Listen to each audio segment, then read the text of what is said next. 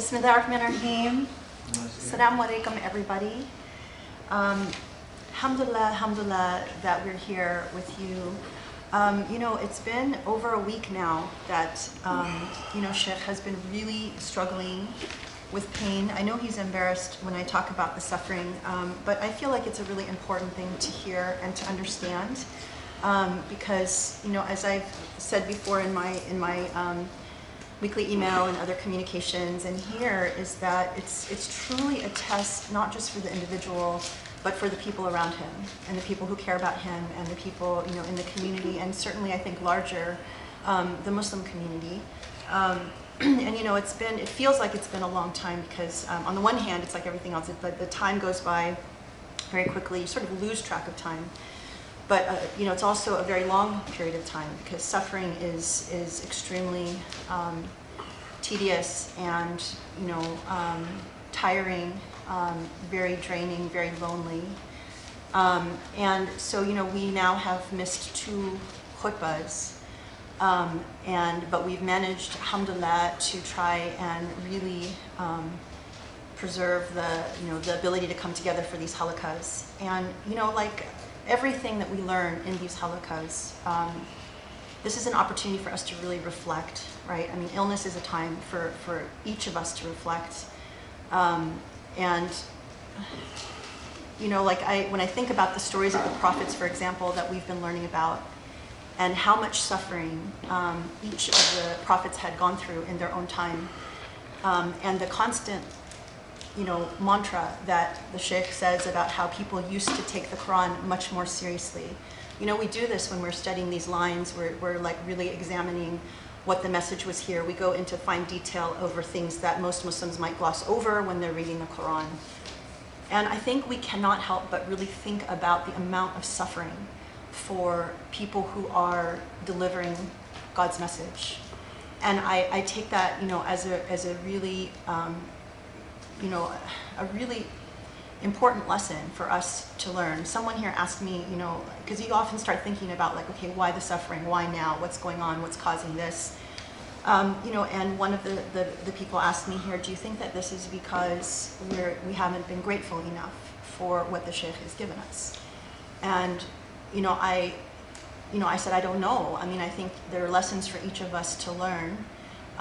No one really quite knows the answer. I think that it's a different lesson for each of us. Each individual has their own lessons to learn about what they you know, can and can't do, their level of gratitude. I mean, it might be something completely different. And it isn't necessarily just lessons for people here that are in our immediate midst, but maybe people out there who are paying attention or watching or thinking about, you know, how these halaqas have affected them.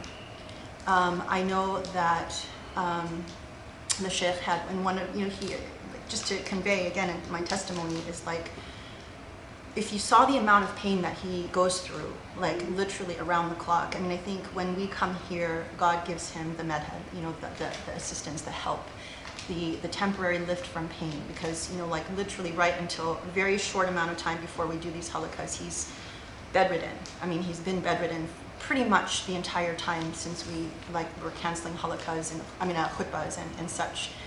And God, alhamdulillah, gives him enough strength to get out of bed and come here and deliver this halaqah to us.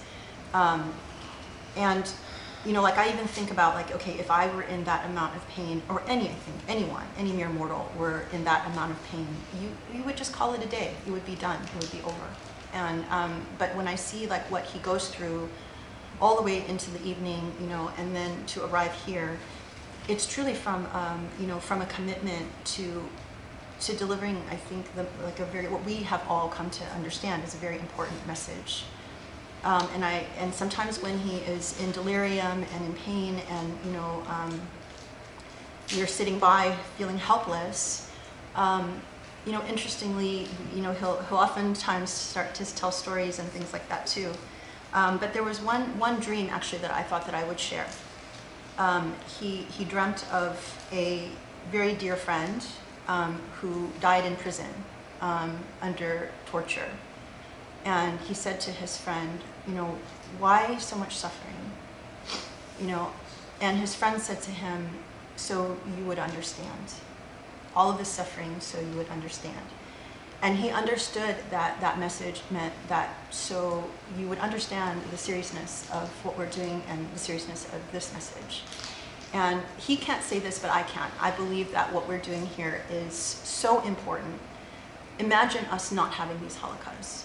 You know, I mean, the khutbahs are transformative as it is, but imagine if we didn't have this window into understanding the Quran in the way that we do. What an incredible loss. And so you understand then why the sacrifice, why the suffering, why, you know, despite everything, people here are stepping up to try and help, you know, with everything that they can to, you know, certainly help our experience right now with pain and illness a little easier to handle. And I'm so grateful for that. Honestly, you know, we've been in many situations that I've said before where there were really not that many people around to help. And so every little bit helps. And I also take, you know, into consideration what we learned in Dariyat, which is everyone has a role to play, right? And so I've certainly learned that different people play different roles, you know, whether it's praying from afar or whether, you know, people are better at, you know, joking and lifting the mood. Other people are better at, you know, constantly reading Quran. Every single role is critically important. And I think that God wants to see when we're put in this test, what are people doing? Are they stepping up? Are they doing everything that they can? Are they thinking about what are the lessons to be learned? You know, you can't help but think about, you know, what if this person was not here? What about people I love? What about myself? What if I'm ill like this? What can I do? You know, I mean, there's just so many different kinds of lessons to be learned. And I think that this is just an opportunity to, you know, really reflect on what can I personally do to anything, you know, to help Sheikh or to just be a better person in my own life that might have nothing to do with Sheikh. So it's, you know, I just, you know, more sort of stories from the sidelines of pain, because when you're helpless and, you know, the other thing is you really realize that so much really is left to God and trusting in God, because there's so little that you can do. But I do believe that when you ask God for help, and, you know, God will answer your prayer in very specific ways. And so it's a chance to draw closer to God, not be angry, not be resentful, not be bitter, always to be grateful, because there's always something to think about that you can be grateful for in the midst of all of this suffering and potential for learning. So, but I know that, you know, for all of the suffering that I've seen from Sheikh, this is truly an incredible effort, something that I think very few people would be able to tolerate, very few people would be able to handle. And most people would not get up after suffering, you know, 24/7 pain in bed, screaming, you know, just, there's nothing to stop it except prayer. And then still get up and be ready to deliver the halakha and to all of us, and hopefully for the future. So just, you know, to express my gratitude and just to testify so people who aren't here and who haven't seen it and who don't know what's happening here can better understand that it's a really hard slog, it's a really hard fight, and Sheikh is amazing, and please pray for him. Please pray for, you know, his strength, his relief, his reward, and that God will help us all continue to make it through this extremely important project. And alhamdulillah. Bismillahirrahmanirrahim. Alhamdulillahi Rabbil Alameen. Subhanallah al-Ali al-Azim. Allahumma salli wa sallim wa barik ala Muhammad wa ala alihi wa ashabihi wa tawu bi ihsanin ila yawm al-din. اللهم يا علي يا عظيم اللهم اشرح لي صدري ويسر لي امري واحلل عقدة من لساني يفقهوا قولي. اللهم يا رب اللهم لا تكلفنا الا وسعنا ولا تؤاخذنا بما نسينا واخطانا ولا تحمل علينا اسرا كما حملته على الذين من قبلنا ولا تحملنا ما لا طاقة لنا به واعف عنا واغفر لنا وارحمنا أنت مولانا فانصرنا على القوم الكافرين يا رب.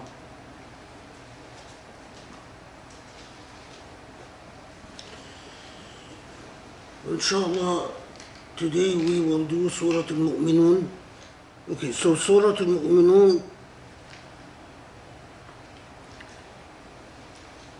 is a late Meccan revelation, and I think it's fairly well established that it is.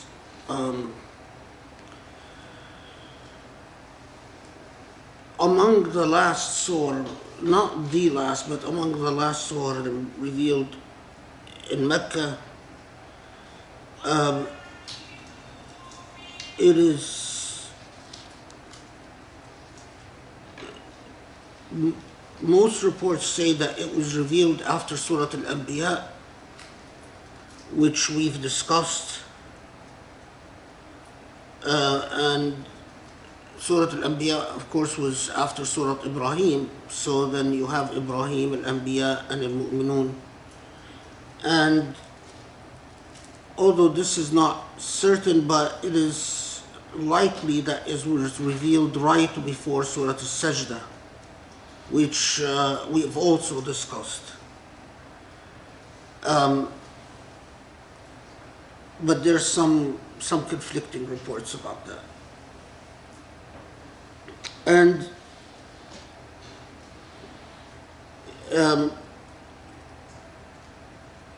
so in order of revelation, it is around 73, 74, 75, something like that, in terms of the order of the surah. Now, of course, but Surah al-Muminun is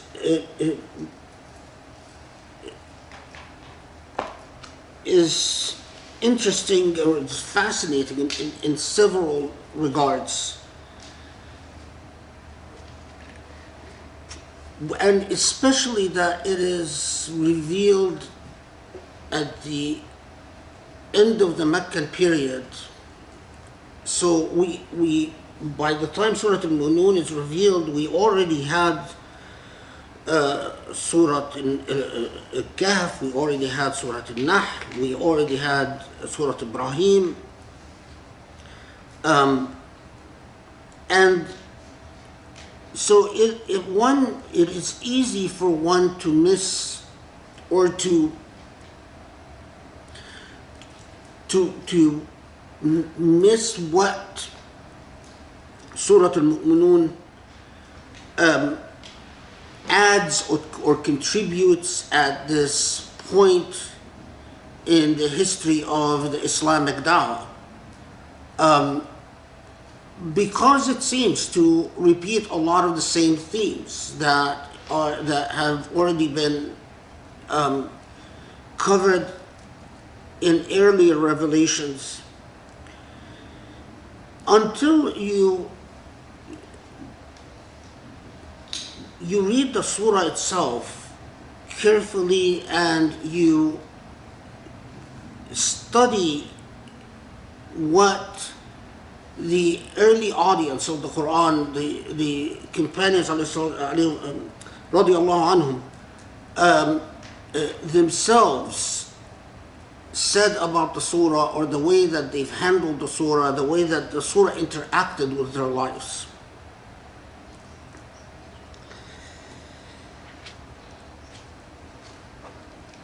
And it begins in a way that will actually be a very powerful indication of the meaning and role of Surah al-Mu'minun. It doesn't, unlike a lot of the other surah of that same period, like the Hawamim, it doesn't begin with separate letters. It doesn't begin with a declaration about the Quran itself, or about Tanzihullah, the glorification and understanding of Allah as the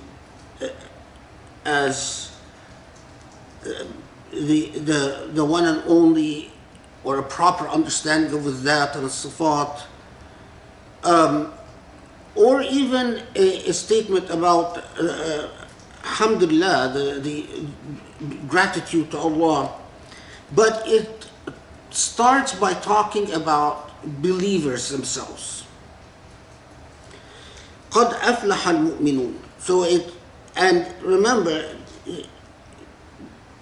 now by the time Surah al-Muminun is revealed, the persecution of Muslims has reached a height, and the hijrah, at least to Abyssinia, had already taken place, and the hijrah, although this is not quite clear whether the hijrah to Medina had already started in micro steps, in other words, a separate people have started going to Medina or was about to start. But nevertheless, it's quite late in the process, in the Meccan revelation. So it starts out with this declaration about the believers themselves. قَدْ أَفْلَحَ الْمُؤْمِنُونَ. There are believers who are truly, it's like saying there are believers who are truly successful, or there are believers who are capable of true success, of truly being prosperous, of meeting what Allah expects of them. And who are these believers? And the first 10 ayat of Surah al-Muminun responds to this by giving you a fairly succinct list for the terms of this success. قد أفلح المؤمنون الذين هم في صلاتهم خاشعون والذين هم عن اللغو معرضون والذين هم للزكاة فاعلون والذين هم لفروجهم حافظون إلا على أزواجهم أو ما ملكت أيمانهم فإنهم غير ملومين فمن ابتغى وراء ذلك فأولئك هم العادون والذين هم لأماناتهم وعهدهم راعون والذين هم على صلواتهم يحافظون أولئك هم الوارثون الذين يرثون الفردوس هم فيها خالدون. So now immediately we're struck by a couple of things. That this same list that Surah al-Mu'minun gives us had already been mentioned elsewhere. These sort of, if you will, these 10 or this list of commandments. But here they are front and center at the beginning of the surah. And if you compare the context of this list to other contexts in which a similar list is mentioned, you find that in Surah al-Muminun it is very clear that these are the basic elements to be met for one to attain al-Firdaus. And al-Firdaus, which is, I mean, there is some disagreement as to the origin of the word. Most say it's Persian Arabized word. Some say it's older than that. It's Syriac Arabized word, but it's likely a Persian Arabized word.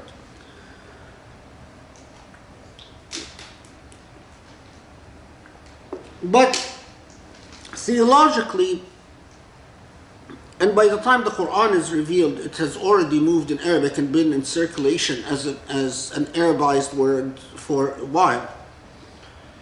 But theologically it means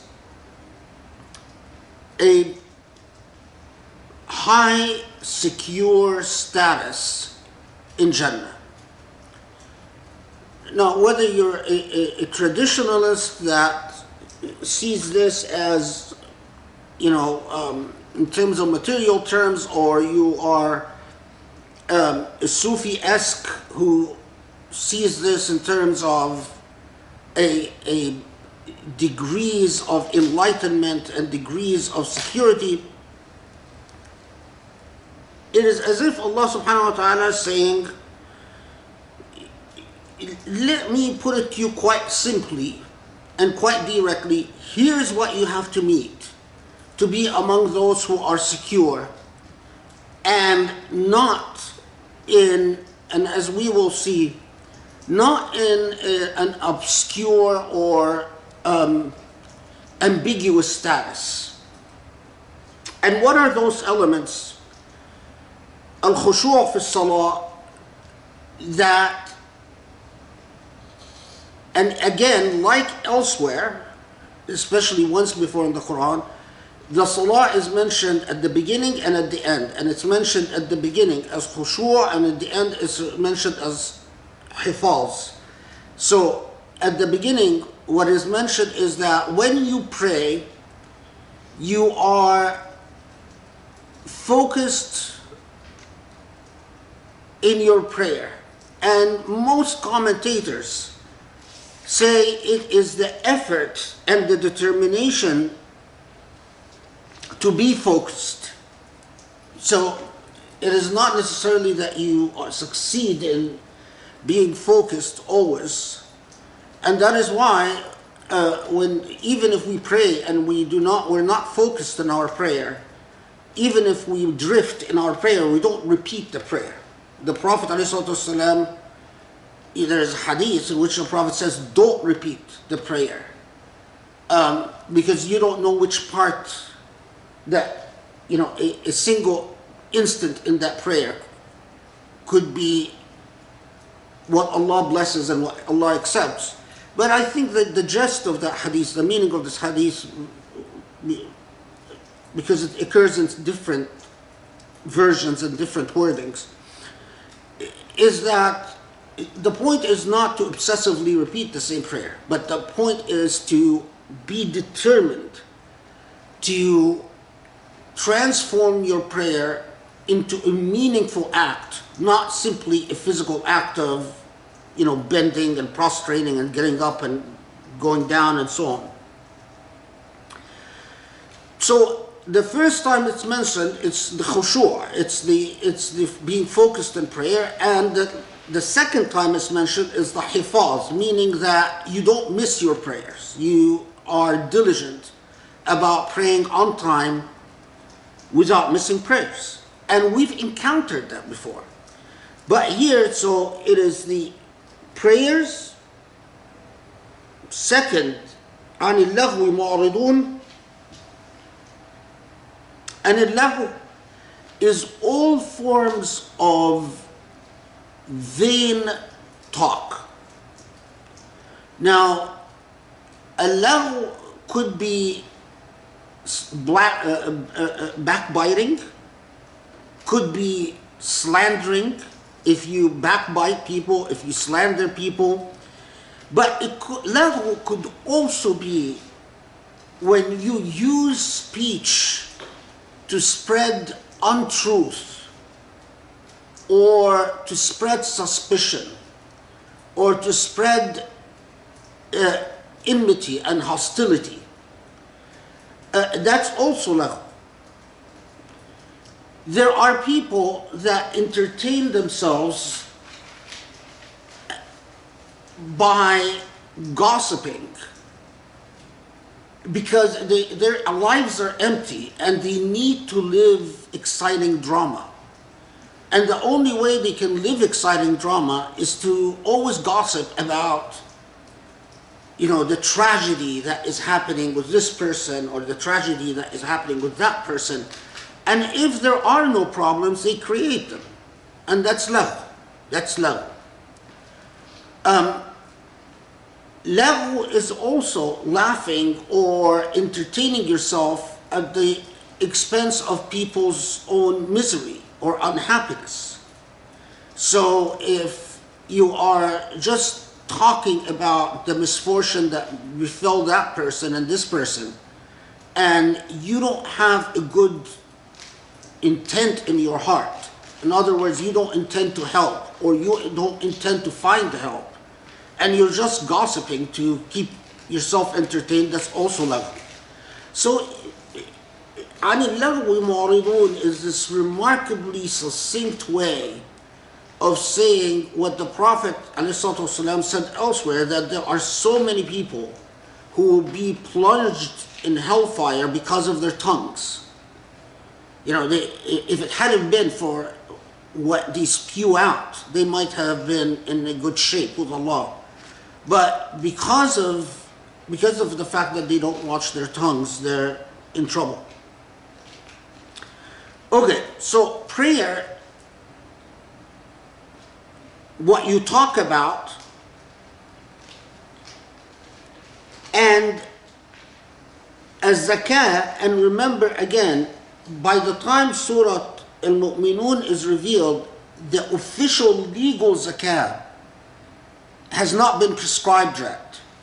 What zakah meant, and in this context, is that you are purifying your money by giving.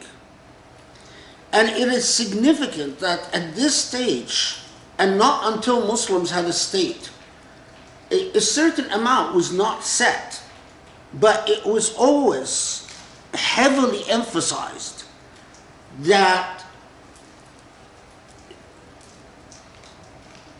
what you give cannot be, and again I underscore, should not be, because this is seriously misunderstood by contemporary Muslims, should not be simply what is excess to you. You should give, in fact, what you want and what you desire. In other words, you should deny yourself to give others. Because a lot of modern Muslims, in the age of civilizational decadence, they think that they think that the official zakah, which is really based on the premise of excess, is the entire ballgame. And that's not true. It's just simply not true. Okay. So, prayer, Allah, zakah, that's 3, then 4, والذين هم لفروجهم حافظون إلا على أزواجهم أو ما ملكت أيمانهم فإنهم غير ملومين.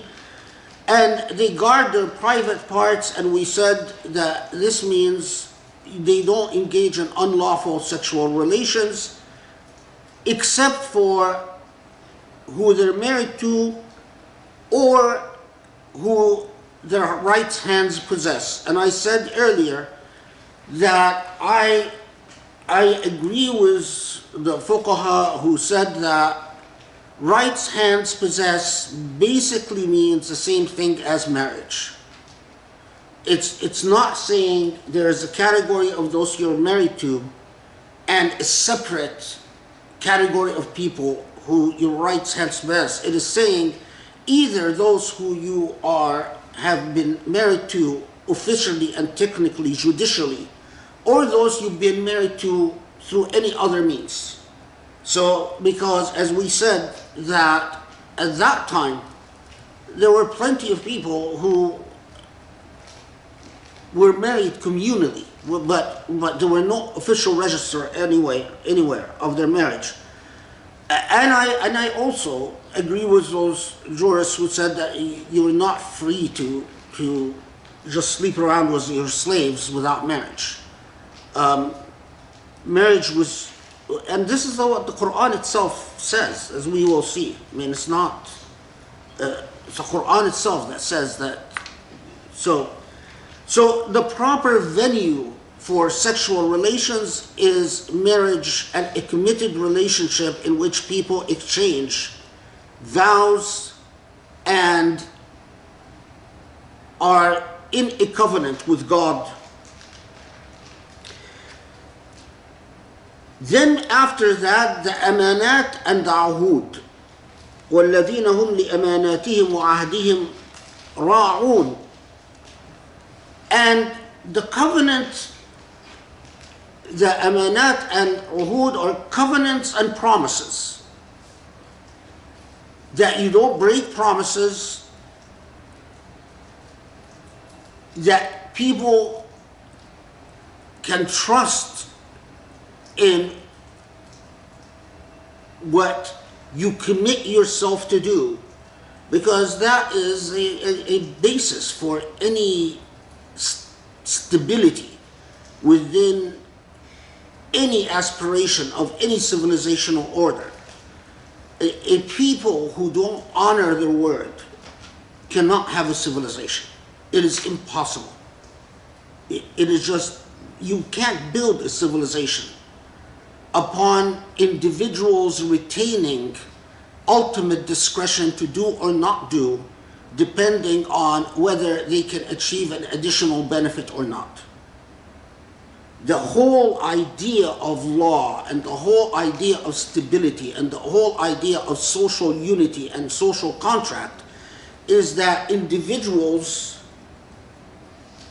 deem themselves obligated by something other than pure self-interest. If your mindset is that, yeah, I'll promise, but I always retain ultimate discretion to break my promise, if I can find a little benefit here or there for violating my promise, the reason this is so disastrous, whether you engage in it in a marriage or in commerce or in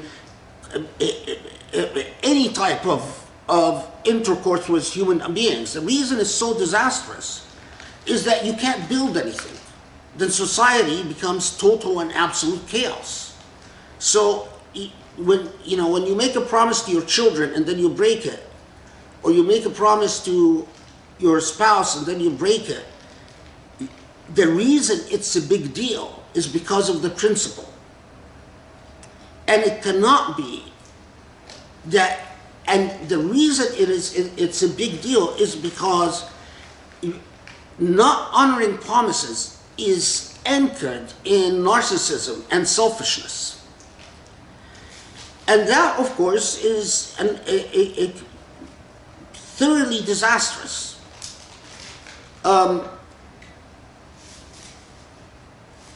This is a little bit of a digression, but I thought of saying it at the very beginning, but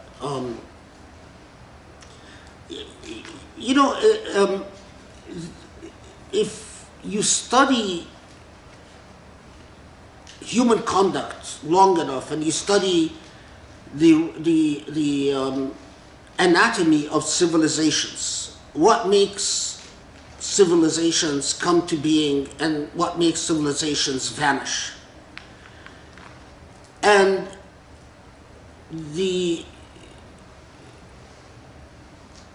I know that a lot of people, once they see that our videos, regardless of what we're offering about the Quran, regardless of the quality of the teaching that we're offering about the Quran, if they see a woman who's not a muhajjaba introducing these halaqas, or they see on in the picture that the Usuli Institute sends around a dog, then that's it. Then they're not going to listen to anything that the Usuli Institute has to offer. And that type of dogmatism and that type of affectations in piety, that type of closed-mindedness, when it is coupled with the lack of basic fundamental virtue, like simply the ethic of keeping your promise, whether it's with your child, whether it is with your siblings, whether it is with your spouse, your business dealings, as something as simple as you say, you know, I'll see you tomorrow at 3 o'clock. You honor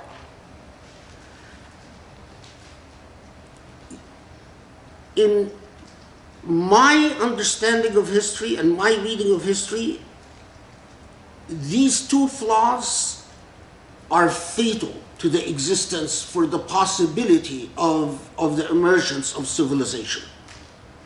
A people who are this close-minded, this exclusionary in their approach to learning, this dogmatic and segmented and bracketed in their categorical thinking.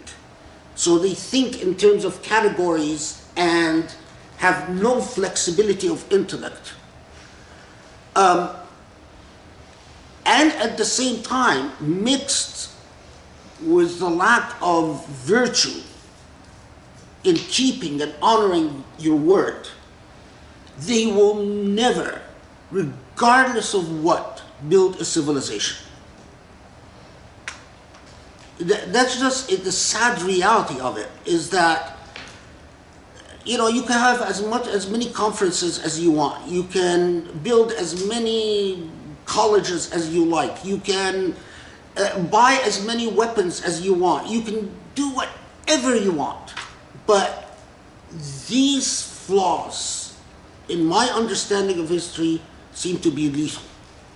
It just, nothing is built upon it. Of course, it really saddens me, because then that means Muslims have a very, very long way to go. Because I you know, you see this so rampant in so many Muslim circles, and it just, I wish it wasn't the case. I really do. So what strikes you about this list, other than the fact that we've seen it before, and yet Allah brings it to the forefront in Surah al-Muminun?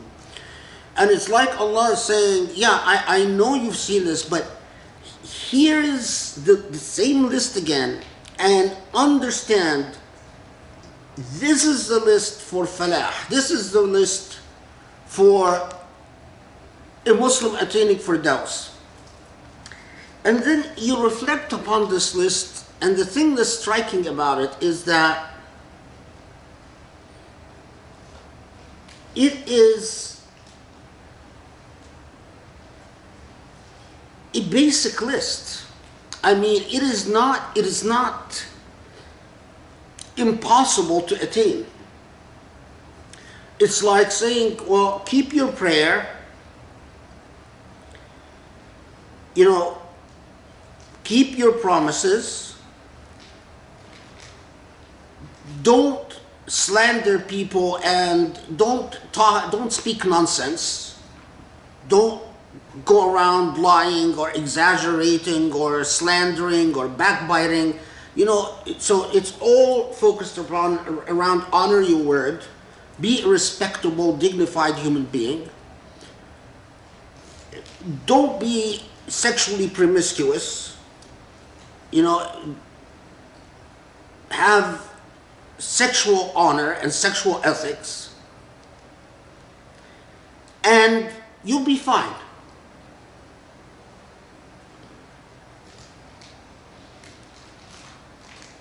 So what is being underscored here? Well, there was an anxiety among, and this anxiety sort of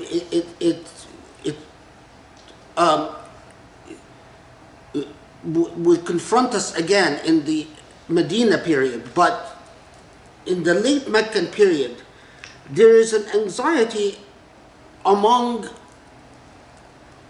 the various, there are Muslims that have been, because of their status, their circumstances, have met intense persecution.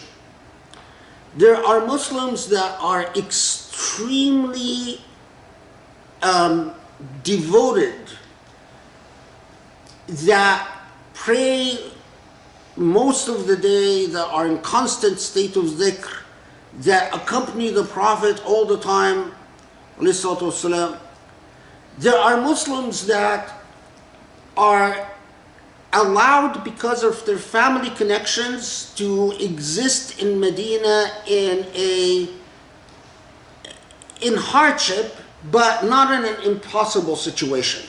In other words, Mecca has tolerated them enough to allow them to engage in trade, although they're ostracized socially. Their families are saying, you have to forget this Islam thing, but their businesses have been not been closed down.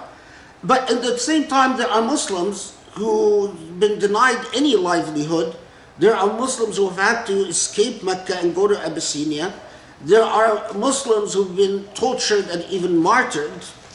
There are Muslims that accompany the Prophet all the time. There are Muslims who don't. There are Muslims who worship most of the day. There are Muslims who don't. And one of the frequently asked questions, what fundamentally and basically, what does Islam want? Are we all supposed to be, if I put it to you differently, are we all supposed to be Ali ibn Abi Talib? Are we all supposed to be Abu Bakr and Umar?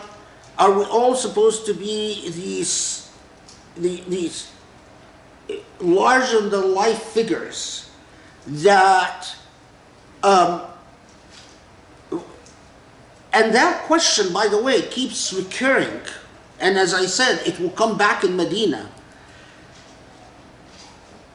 And Surah al-Muminun comes in, and at the very beginning of the surah, comes and says, and we'll connect, you'll see how this becomes very material for the rest of the surah.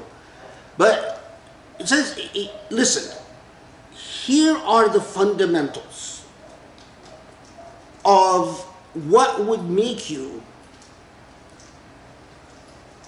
a sound, solid Muslim. Now, the potential is limitless. You can achieve much more than this, and you can also, the possibilities downwards are also quite steep. But here's the basically what is demanded of you. Okay. And then from that, Surah al-Muminun takes us to some of the basic elements about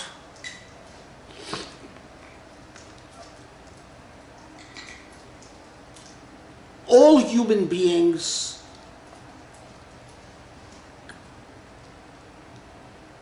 and remember this phrase, the common is miraculous. One of the biggest problems is, and for it was human psyche, is that just because it is common, remember a lot of these people are demanding, telling the Prophet ﷺ, give us miracles. And the response of the Quran is, the age of miracles is over. In fact, focus on the common. Focus on what surrounds you. Because the common is miraculous. You human beings sit there, waiting for the exceptional thing to happen. But in fact, the exception or the truly miraculous is happening all the time. So, and this description of creation, which that we've created humans from a draught of clay, then we made humans a drop in a secure dwelling place, then of the drop we created a blood clot, then of the clot we created a lump of flesh, then of the lump of flesh we created bones, and we created the bones with flesh, then we brought human beings with ثم جعلناه خلقا آخر, which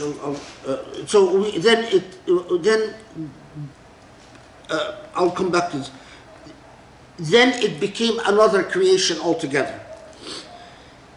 This description, of course, as I said, I'm not an expert in those who talk about science of the Quran, but I know that a lot, like Dr. Hassan Hathout, Allah yarhamu, who was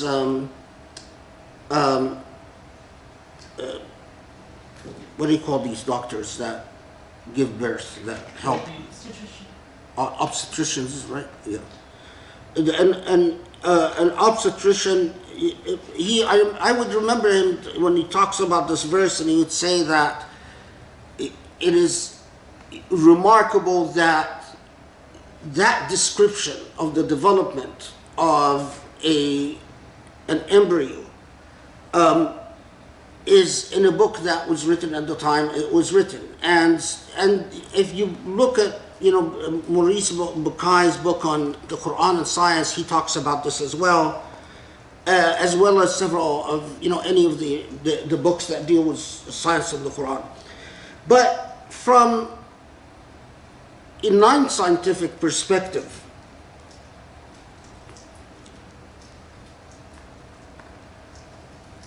notice that it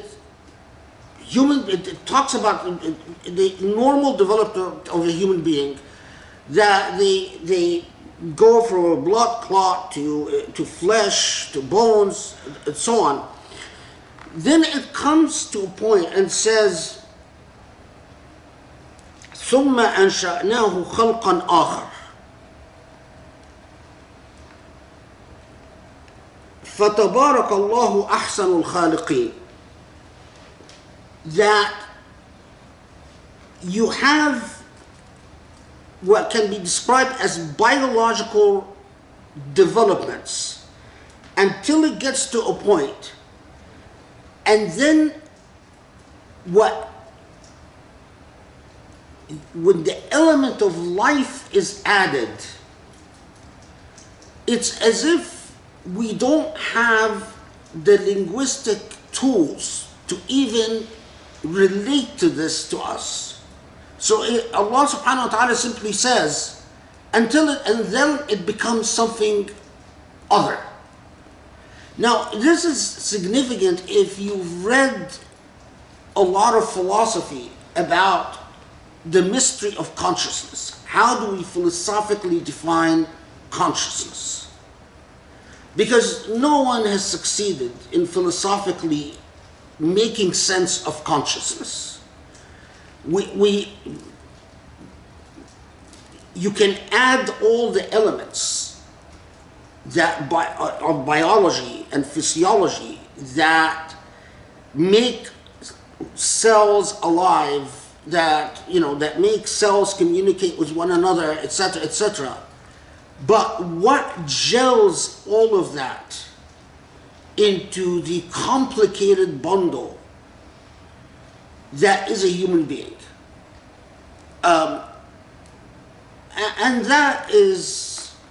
And so this Quranic expression is quite amazing, and I've always thought so, Allahu A'lam, that ثم أنشأناه خلقا آخر, and then it just becomes something else. It's like saying, this is consistent when people ask the Prophet ﷺ about the soul, and Allah responds, tell them,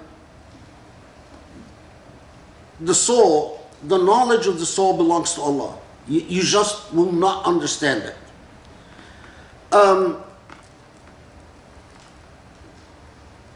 There's a lot that you can say about this, but the soul is absolutely a mystery. I mean, if you've ever seen people die or seen corpse and bodies of people after they die, they're not. It's amazing.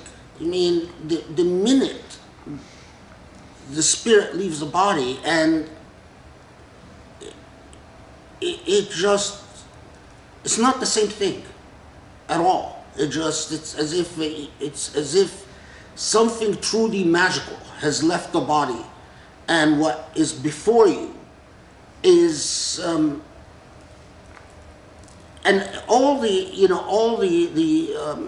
especially in non-Muslim cultures, all the cosmetics that they resort to try to give the delusion that the corpse is still the same person after death.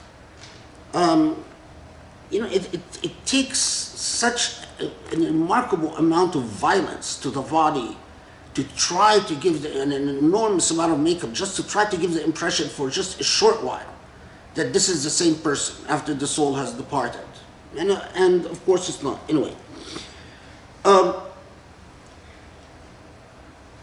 And then ثم إنكم بعد ذلك لميتون. After that, this whole miraculous process, the common is miraculous, that takes place all the time with all of you,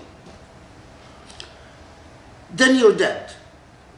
Then Allah subhanahu wa ta'ala, وَلَقَدْ خَلَقْنَا فَوْقَكُمْ سَبْعَ طَرَائِقَ وَمَا كُنَّا عَنِ الْخَلْقِ غَافِلِينَ. Now, this is 17.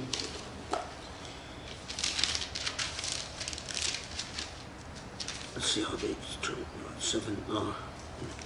Okay. The Quran mentions frequently sab'a samawat, 7 heavens. But here it mentions 7 pathways.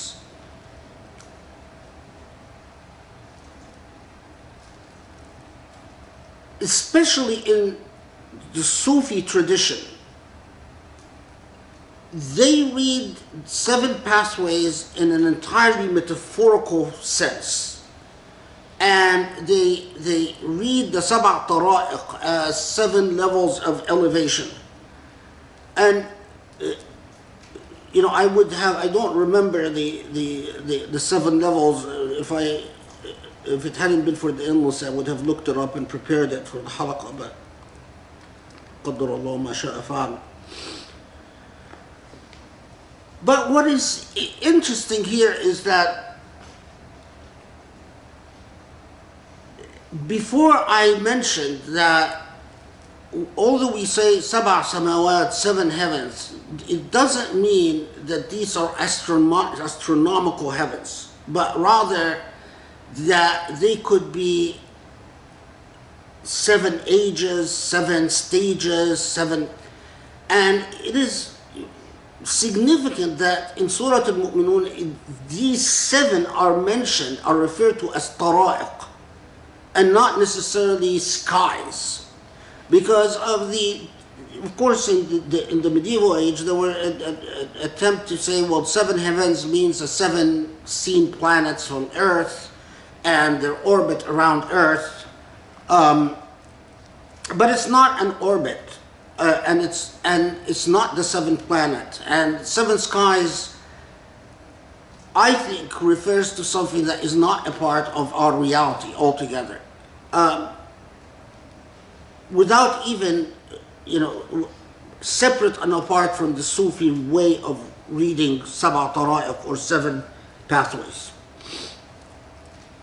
Okay, and then after that, Allah reminds us again of the common, and the common is that Allah, this life on this earth cannot be coincidence, because it required exactly the right amount of water to stay, not just to come to earth, but to stay on earth. وَأَنزَلْنَا مِنَ السَّمَاءِ مَاءً بِقَدَرٍ فَأَسْكَنَّاهُ فِي الْأَرْضِ فَأَسْكَنَّاهُ فِي الْأَرْضِ. The right amount of water had to evaporate and vanish, and the right amount of water had to stay for life to be sustainable on earth. And that it takes a certain amount of hubris to believe that this can just come about by coincidence. وإن وَإِنَّ عَلَى ذَهَابٍ بِهِ لَقَادِرُونَ, and that life on earth, determination of life on earth can become very simple by the disappearing of this water. Then Allah, of course, reminds us, and this is in 19, فَأَنْشَأْنَا لَكُمْ بِهِ جَنَّاتٍ مِّن نَخِيلٍ وَأَعْنَابٍ لَكُمْ فِيهَا فَوَاكِهُ كَثِيرَةٌ وَمِنْهَا تَأْكُلُونَ.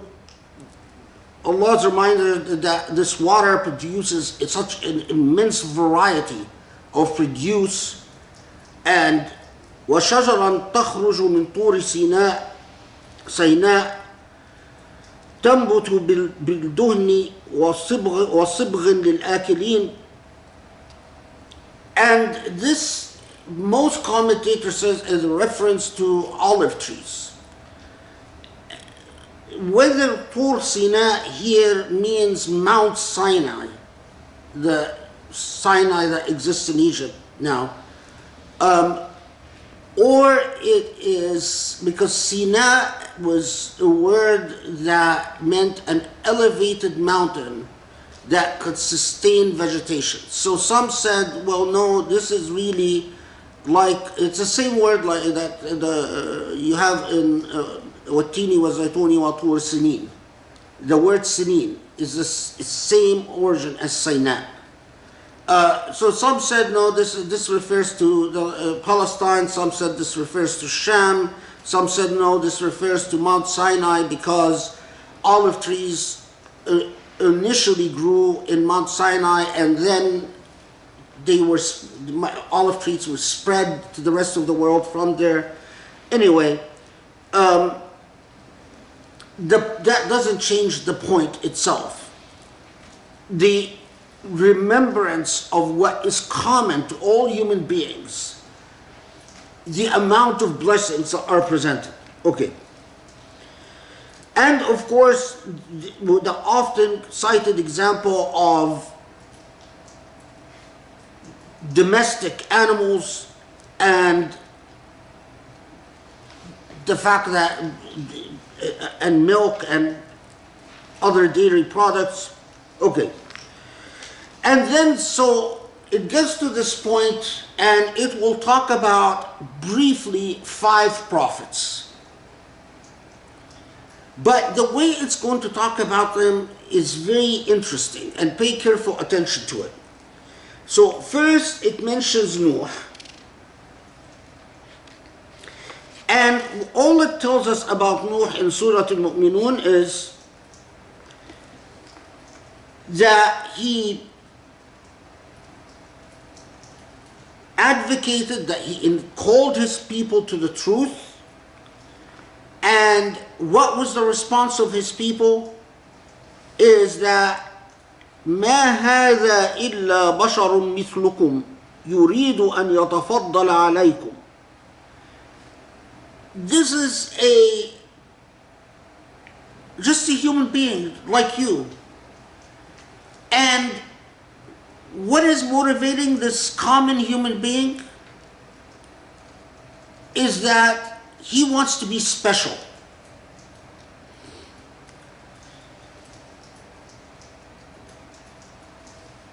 So keep this in mind. So then Surah al-Muminun tells us that,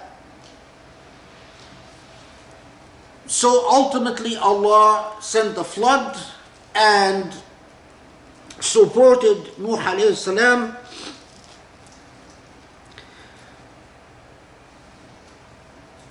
And then 29, وَقُلْ رَبِّي أَنزِلْنِي مُنزَلًا مُبَارَكًا وَأَنْتَ خَيْرُ الْمُنزِلِينَ. The dua is articulated as if it is coming from the mouth of Nuh, where the Prophet Nuh says, Allah, ultimately, أَنزِلْنِي مُنزَلًا مُبَارَكًا. Allow me, let's see, 29, verse 2.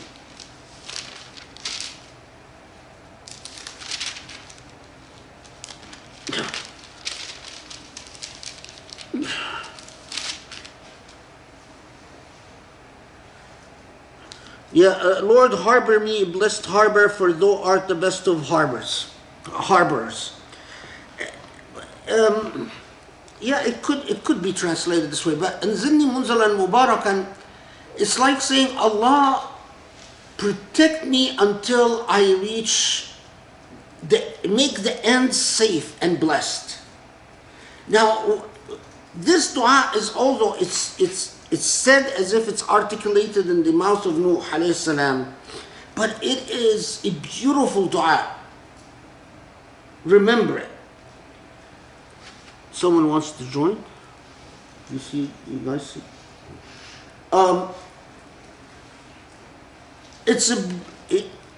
It is as if telling Allah, take my hand till the end. Take my hand till the end and make the end safe and secure. أنزلني منزلا مباركا وأنت خير المنزلين. Okay, then it tells you, and then after that we created several generations, centuries and generations of people. ثم أنشأنا من بعدهم قرنا آخرين فأرسلنا فيهم رسولا منهم أن اعبدوا الله ما لكم من إله غيره أفلا تتقون. It doesn't tell us who these prophets are, or these prophets were, or who these people were, and in a lot of the tafsir, they start speculating. Well, this must mean that this is Qawm Ma'ad, this is Qawm Thamud, this is Qawm this is Qawm that. The point is that in Surah al-Muminun, Allah doesn't tell us. Allah simply says, just understand there's a common process here. I send a prophet, people confront the messenger and say, who are you to be telling us to live differently? You are just but one of us, or one like us. And they turn away, and then Allah sends another messenger. Okay.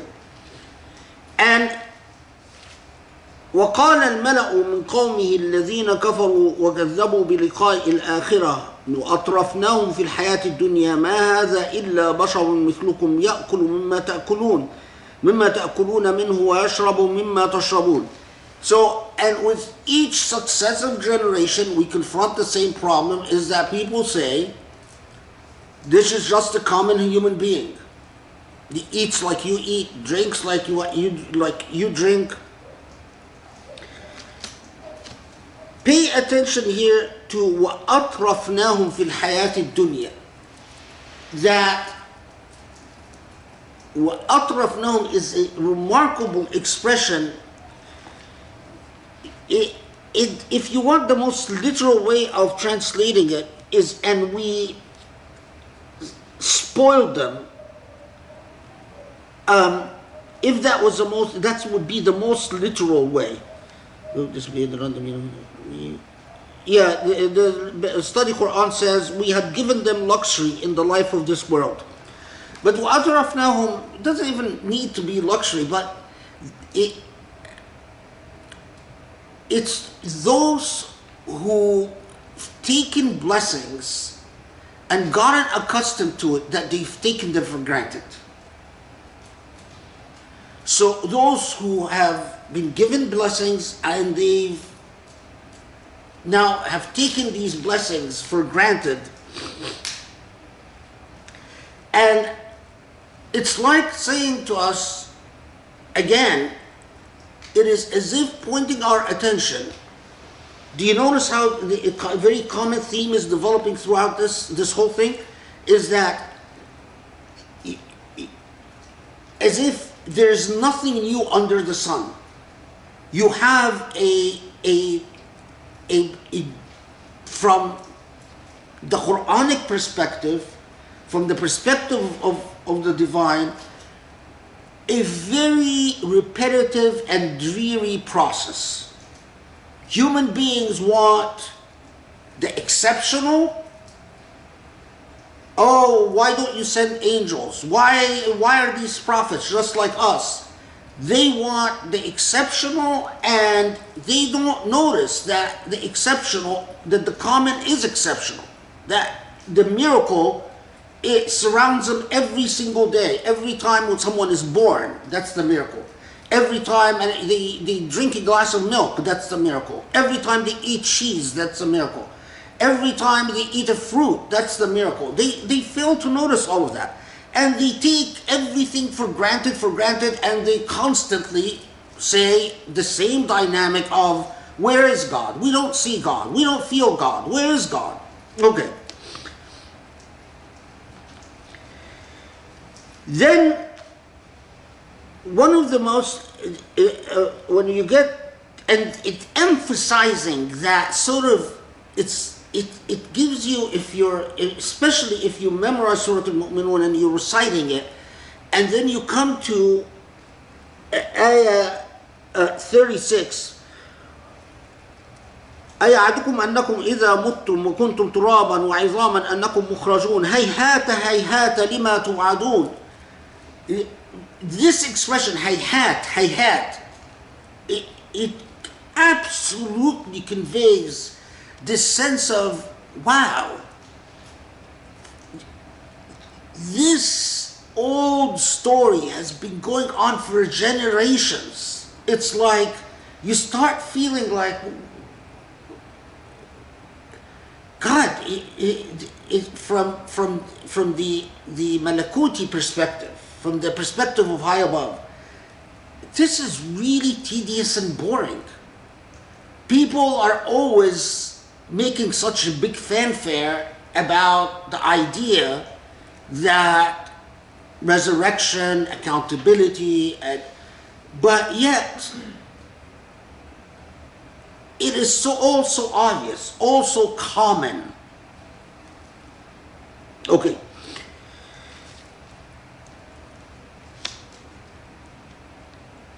So then you get Allah subhanahu wa ta'ala again underscoring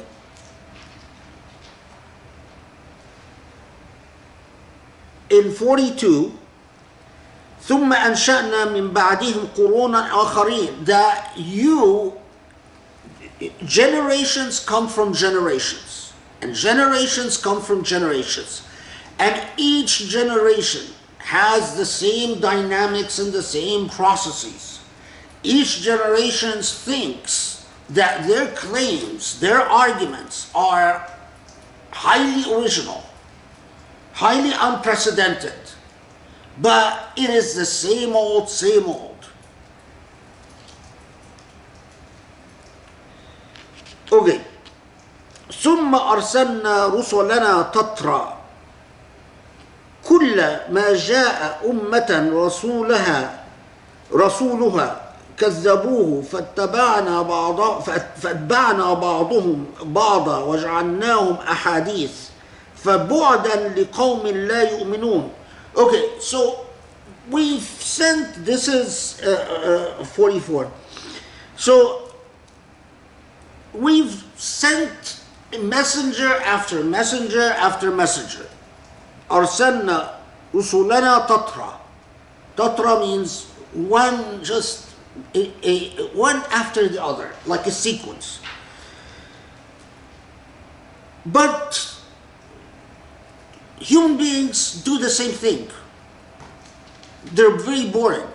They keep doing the same thing again and again. وَجَعَلْنَاهُمْ أَحَادِيث. Now that's one of these, there are certain expressions in the Quran where you just tell yourself, okay,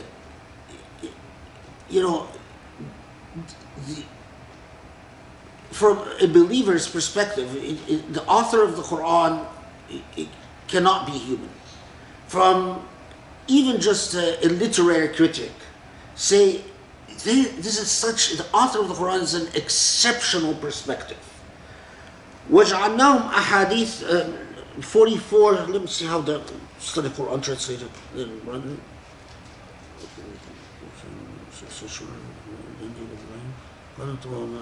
Made them objects of stories. Okay, the study Quran said says, and made them the objects of stories. That sort of kills the energy out of it, you know. وَجْعَلْنَاهُمْ أَحَادِيث, meaning like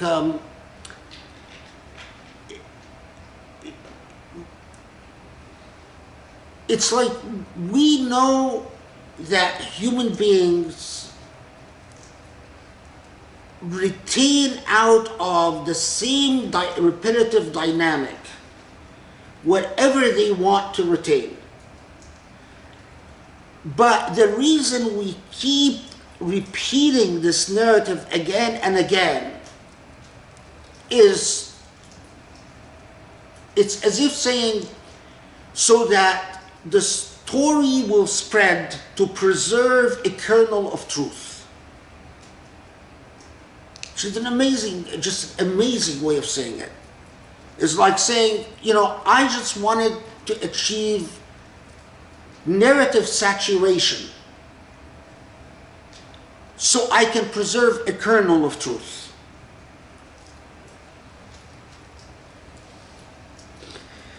Then, so far we had Noah. We've been told about generations and centuries.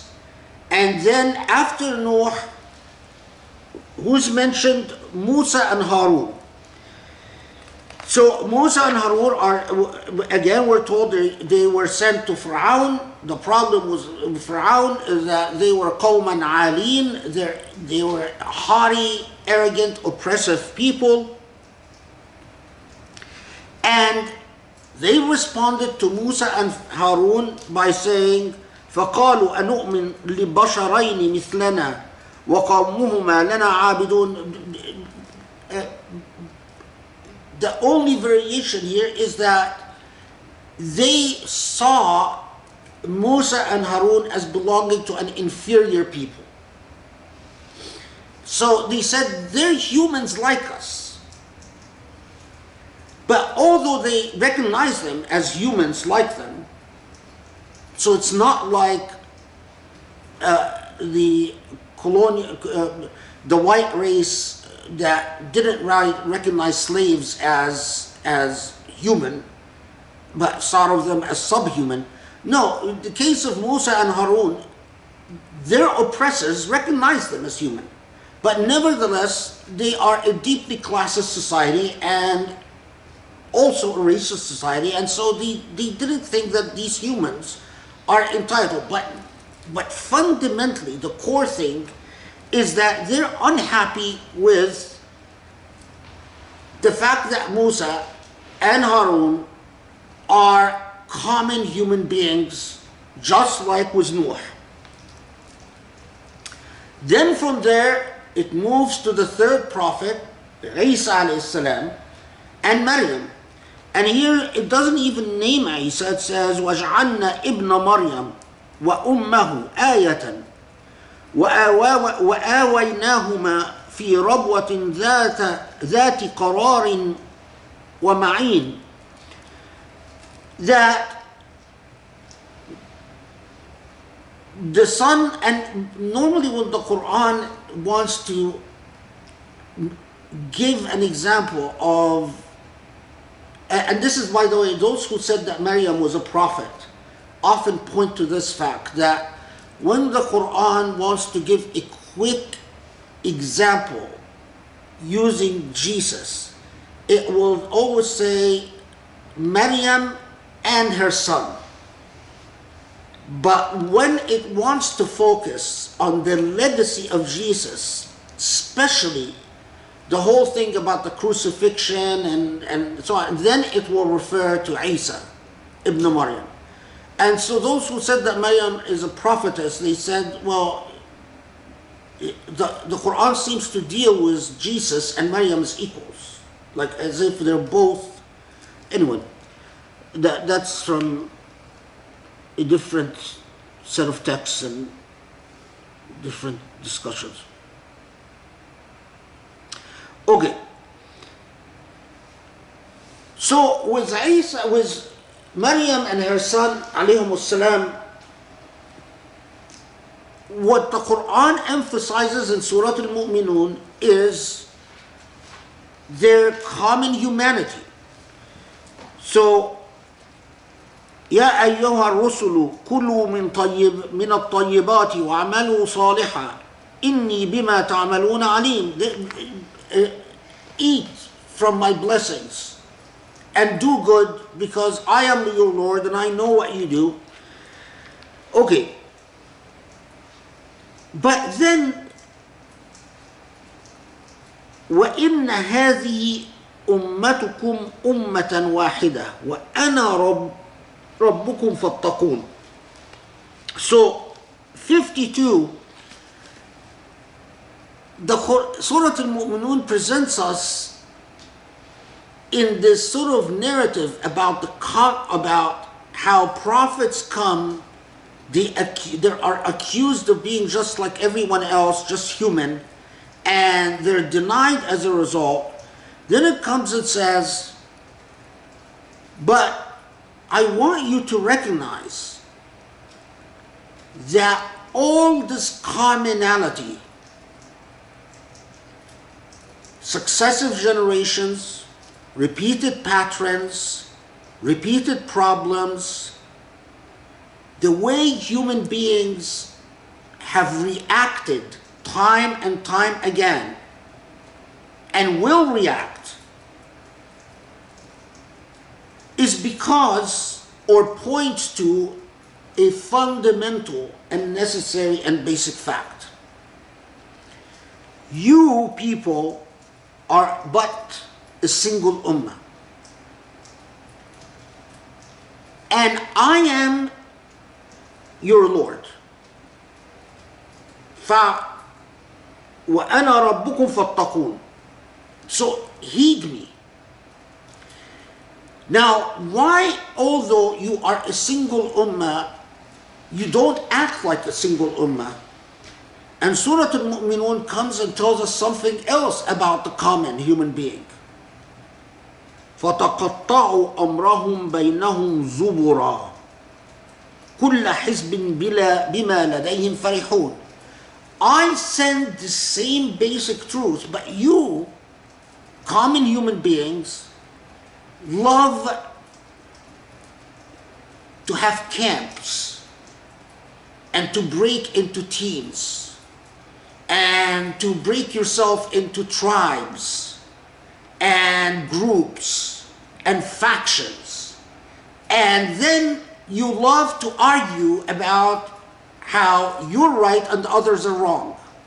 And what adds to the problem is that those of you who are given a lot of bounties, those of you who find themselves doing well, thriving financially, materially, you think that just because you are richer and more powerful at this point in history, you start thinking that that means you're closer to God than the others.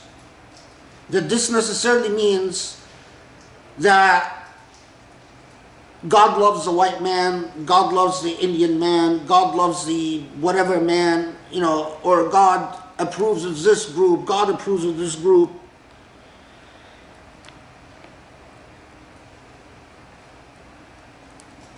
You don't realize that this is all has nothing to do, your material success has nothing to do with whether actually God agrees with you or disagrees with you, and with this challenge that you are but an ummah, a single ummah, and I am your Lord, fattaqun, so heed me.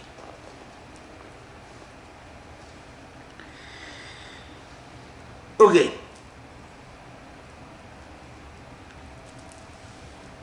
And then the Quran takes you back and says the crux of the matter is that those إِنَّ الَّذِينَ هُمْ مِنْ خَشْيَةِ رَبِّهِمْ مُشْفِقُونَ وَالَّذِينَ هُمْ بِآيَاتِ رَبِّهِمْ يُؤْمِنُونَ وَالَّذِينَ هُمْ بِرَبِّهِمْ لَا يُشْرِكُونَ والذين يؤتون ما أتوا وقلوبهم وجلة إلى ربهم راجعون. That takes you back and then says, the issue is those who enjoy what they enjoy, or the challenge is to enjoy what you enjoy, but you are always God conscious. In fact, with a level of reverence, at a level of fear and awe of your Lord. There is a hadith that Aisha asked the Prophet ﷺ about these ayat 57 and 58 and 59.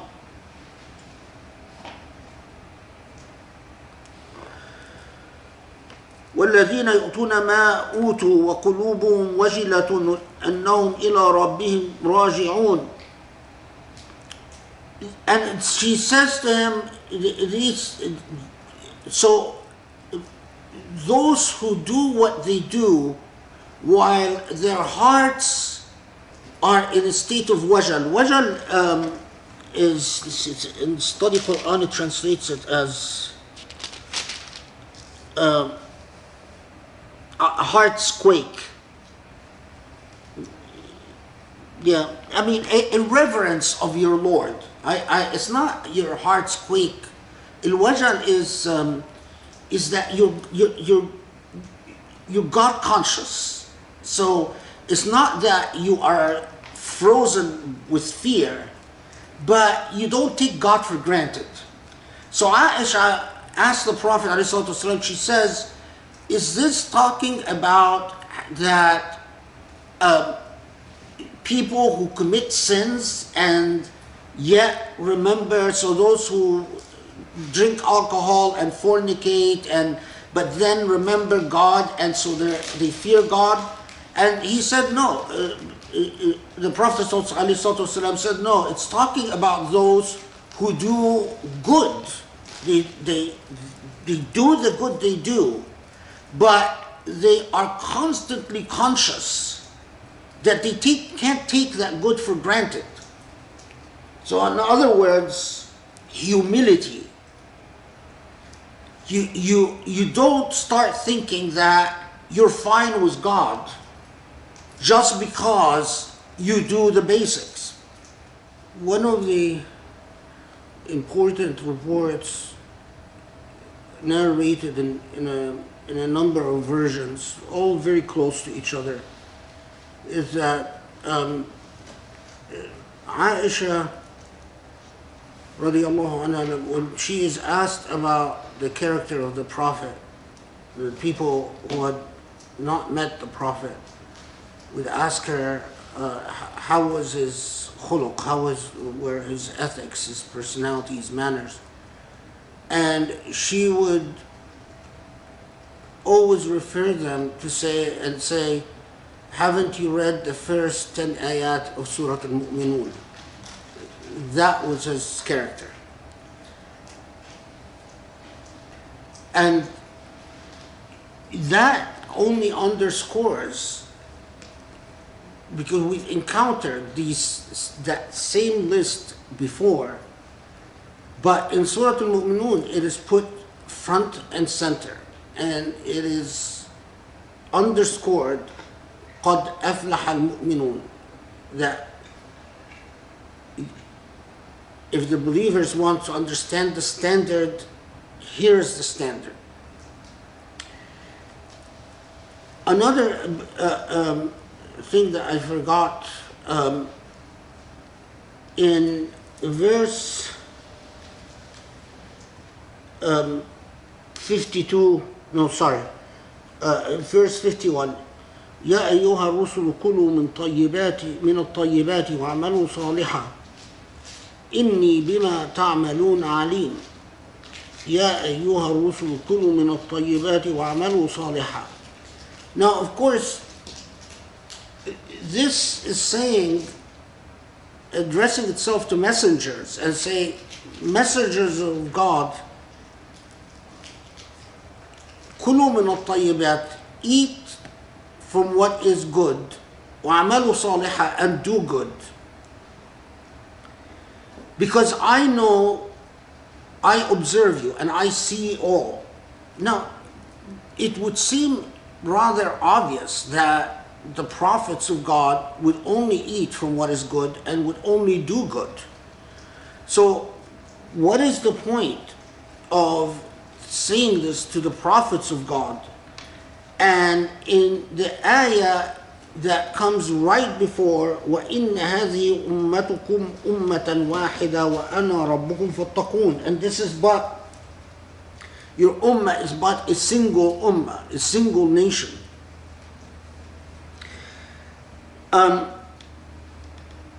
Well, this particular ayah, ayah 51, the Prophet ﷺ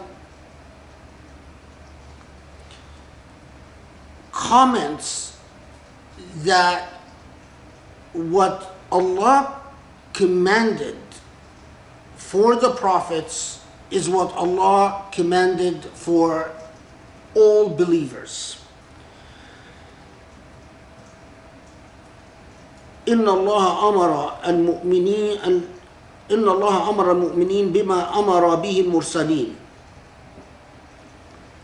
And then the Prophet ﷺ recites this verse, that what Allah commands for the prophets, Allah commands for believers.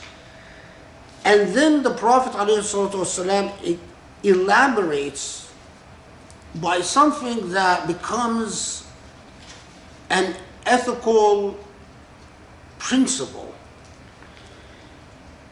يا أيها الناس إن الله طيب لا يقبل إلا طيبا. Understand that Allah is good, and Allah does not accept other than what is good. And again, this 51 comes right before telling us that you're a single nation. There are commentators like Ibn Arabi from the Sufi tradition, and like Qadi Abdul Jabbar from the rationalist tradition, who, looking upon this, said, well, to say God is good and only accept what is good begs the question of what is innately good. And then to say this is but a single nation, meaning humanity is a single nation, then it is an invitation for humanity to ponder what goodness unifies all of us. That the challenge is, yes, as we saw in Surah Al-Kahf, there will be those who are so backwards that they live in caves. They have no comprehension, no understanding. But that exception doesn't set the standard. And there is a decency that unites human beings, that human beings are bound to understand and discover. And that this decency, already the constituent elements of this decency was introduced to us in the beginning of Surah al-Muminun. Decency must necessarily include commitment,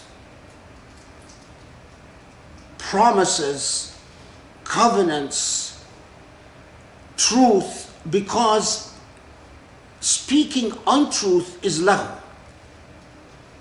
To speak falsehood, to say, to disseminate false information, to speak lies, to speak only what serves your interests and to ignore what doesn't serve your interests is all a form of lahu. So that fundamental anchoring in decency, as we will see, is very critical for the rest of what's going to come. Okay. So now let's go back to where we left off.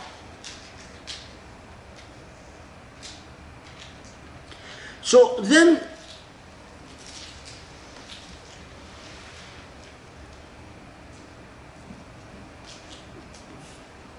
in verse 61, أولئك يسارعون في الخيرات وهم لها سابقون. Those who have God consciousness, those who don't take God for granted, those who do not simply presume that just because we are doing what we believe is God's commands, that then God will overlook. In fact, they have a further characteristic. يسارعون في الخيرات. Now, if Muslims just reflected on just this one expression, يسارعون في الخيرات, meaning they hasten to do good. For khayrat, it's like everything that benefits other human beings or benefits animals or benefits nature is khayrat. So if you, as the Prophet ﷺ taught us, that if you clean the road, that's khayrat. If you fill a pothole, that's khayrat. If you help an animal, that's khayrat. If you feed the needy, that's khayrat. يسارعون في الخيرات. It's not that they do good. No, they race to go good. They actually race to do good. وهم لها سابقون. And they do good as believers before anyone else. Now, so many, like Imam al-Ghazali says this in Al-Ihya, Jilani says this in several of his writings, and Imam al-Muhasibi says this in several of his writings, that the characteristic of the common Muslim, the Muslim that Allah wants to see, is that they do good before anyone else. They don't wait around to be told this is good and then they do it subsequently. They actually are at the head of the curve. وَهُمْ لَهَا سَابِقُونَ, explicitly, before anyone else. Why am I underscoring this? Because when I mentioned in a khutbah in the past that, for instance, when France started discriminating, now it's gotten even worse against muhajjabas. The last people to respond were Muslims. I mean, it's remarkable. The same Muslims who won't listen to a halaqah just because there's a woman introducing the halaqah who's doesn't have her hair covered, these same Muslims are so disconnected from the logic of the world that the fact that the European Court of Justice just issued a judgment saying that it is lawful in Europe, now all over Europe, it is lawful to fire a woman for wearing the hijab. All those kids, these punks who say, oh, we're not going to listen to halaqah because a woman doesn't wear hijab. Of course, you can't expect, they don't lift a finger. Because hijab is about controlling women for them. It's not about vindicating the rights of women to seek employment. It's about oppressing and dominating and shaming and controlling and degrading women. And so they'll invoke it when it's part of privileging the male dominion, but they won't care if Muslim women all over Europe are losing their jobs because they're wearing the hijab. They don't care about that, because it doesn't stroke their male ego to say anything about that. That is why, wallahi al-azim, that is why Allah will not bless us. Understand, the Quran is so clear. It couldn't have been clearer. يسارعون في الخيرات وهم لها سابقون. They compete, they hasten, they race to do good, and they're ahead of anyone else. When I say, how many times have you guys heard me talk about how I got involved in the human trafficking field, and I became very active in the human trafficking field, and I got that because as a Muslim, and then I look around me and I see no Muslims around. And if there's a Muslim that I meet every once in a long while, there is secular Muslim who have nothing to do with Islam anymore. And then I even discover Muslims from certain institutions in the US that are so backwards and primitive and pig-headed that they actually sit there and say, what does that mean, human trafficking? In other words, attempting to be smart Alex and deconstructing the idea of human trafficking under the delusion of defending the Islamicity of slavery as an institution or something like that, or sexual exploitation, or male dominance, or exploitative hegemonic institutions of power. I mean, it is incredible. Okay. But then, subhanAllah, remember Surah al-Muminun started out with, here's the basics for a Muslim. Then took you to the prophets and how they're accused of just being common people. Then it took you towards a remarkable challenge in saying, understand that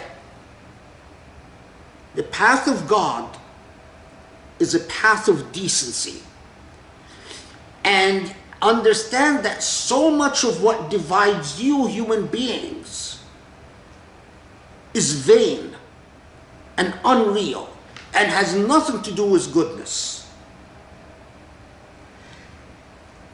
If you want to understand the path of God, compete with one another, race to do good, and be ahead of the curve. Then it comes and says, وَلَا نُكَلِّفُ نَفْسًا إِلَّا وُسْعَهَا وَلَدَيْنَا كِتَابٌ يَنْطِقُ بِالْحَقِّ وَهُمْ لَا يُظْلَمُونَ. But there is a rule with Allah subhanahu wa ta'ala that we don't demand that a soul bear more than its capacity. This is repeated 5 times in the Quran. This same phrase, لا يكلف الله نفسا إلا وسعها, that Allah doesn't ask the soul to bear more than its share, its capacity. 5 times in the Quran. The way the Quran is organized today, the last time it is repeated is in Surah al-Muminun. If you study each time this is underscored in the Quran, it always comes after Allah demands that you be at the cutting edge of doing good. But it is as if Allah comes and strokes your back and says, but it's okay. If you truly have that desire and you truly make an effort, I understand if it doesn't work out the way you would like it to work out. I understand what your limitations are. Don't make excuses for yourself. Let me make excuses for you. Don't go around saying, I can't. You try. But trust. Don't beat yourself if you are unable to do everything you want to do, as long as your intention is in the right place.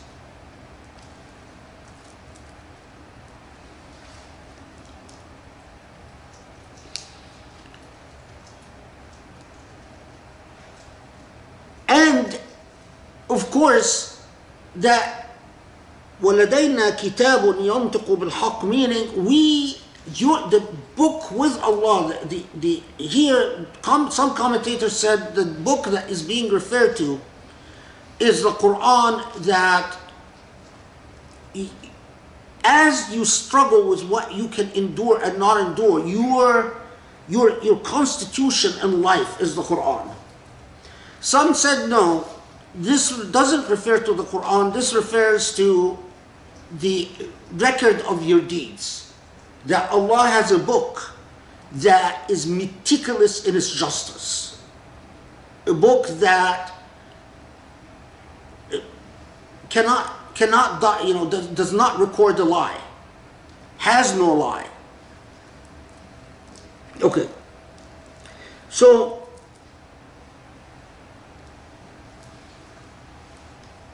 and then Allah takes you back to something that the Quran repeatedly, again, in this Quranic theme in Surah al-Muminun of redundant courses of action, is that human beings, although these are the ideals that they're taught, they so often do not live up to these ideals. And especially those, and this is the second time the expression mutrafihim is mentioned here in Surah al-Mu'mineen, those who have become spoiled, those who take what they're given for granted. And the minute Allah lifts Allah's mercy, Allah constantly intervenes to prevent people from suffering the consequences of their vanity, of their very poor decisions, of their inequity. And when Allah lifts the divine hand, Allah's hand, and as a result they suffer the consequences of their deeds, إِلَيْنَا يَجْأَرُونَ, they immediately start wailing to Allah, why are you letting this happen? Why is this happening? Why are we suffering so much?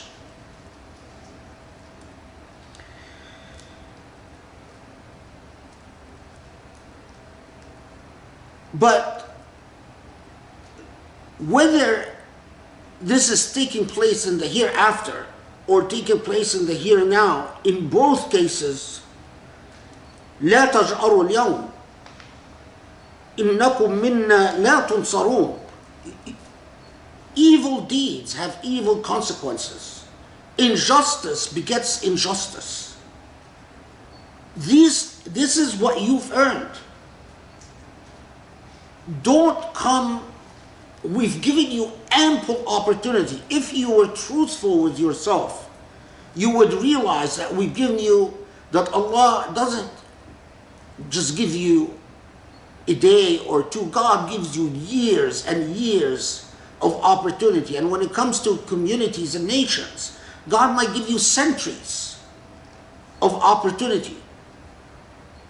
But when the hammer falls, the hammer falls.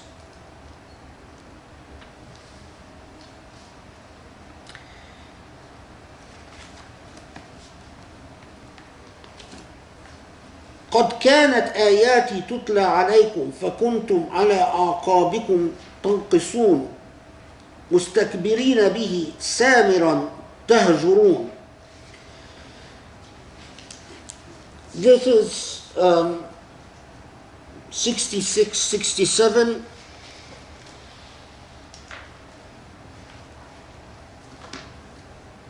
Yeah, I don't like the translation so much. Okay. So, my ayat, my signs, and remember, of course, we all know that ayat could be the verses of the Quran or any ayat, any signs by which Allah communicates with human beings.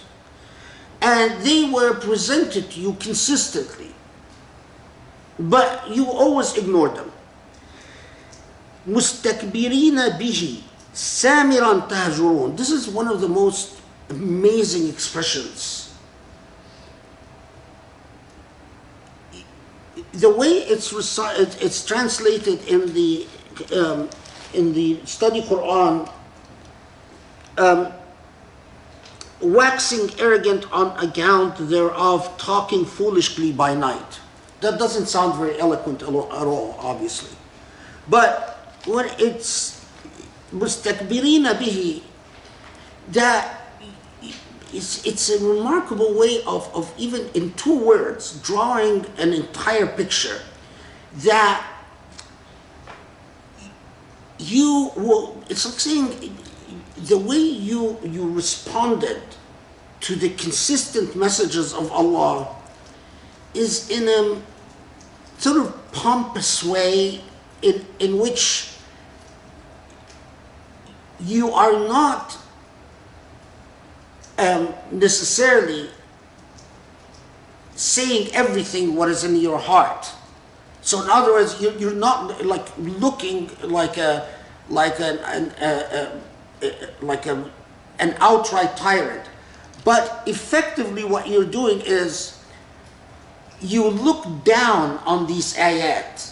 Like they come to you and you snub your nose at them like, oh, I hear you, but there are things that we need to worry about. It's as if they're beneath you. Samiran tahjurun, that you, through your vain conversations, your vain discourses,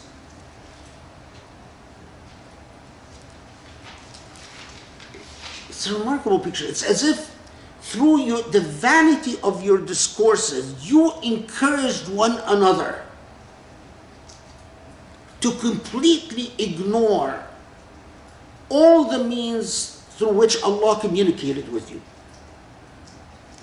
Samiran tahjurun, it like gives the image of people sitting at night chatting, but chatting one another to be arrogant and haughty and to ignore all appeals for goodness.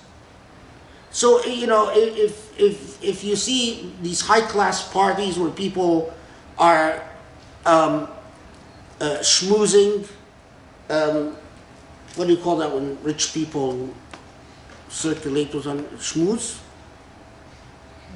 Is it schmooze? Yeah. Schmoozing, you know, and engaging in small talk and whatever, but they're pumping one another up, their egos, so that they continue to feel, you know, we're above it all.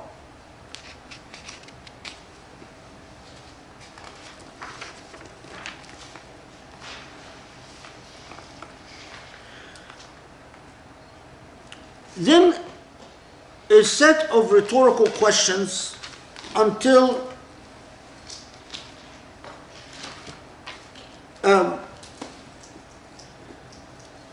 we get to verse 70. You know, haven't they received the message?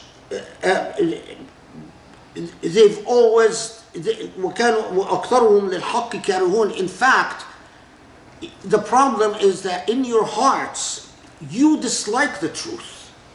The truth bothers you. You don't want to hear it. Not because you're better, but because it makes you uncomfortable.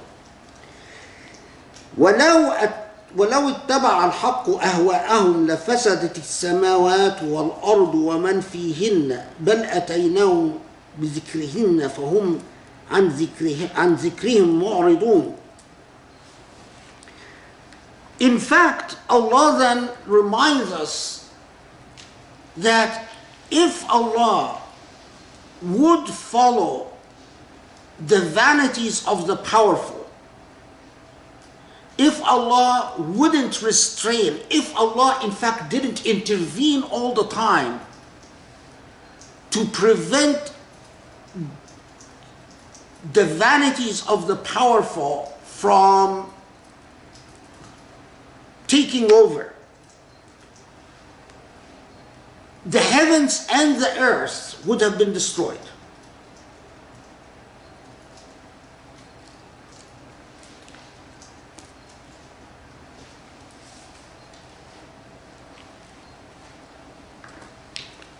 I'm going to see how the Study Quran translates this part. 17:1.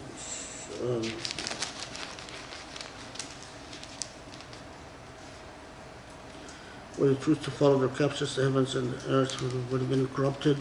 They even gave them their reminder, but they turned away from their reminder. Yeah.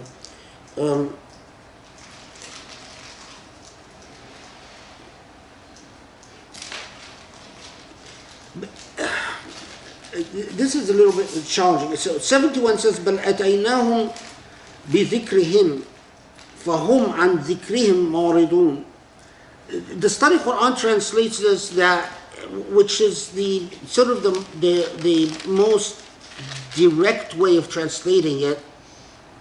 But it sort of just takes out all the subtlety from it. Nay, we gave them the reminder, but they turned away from the reminder.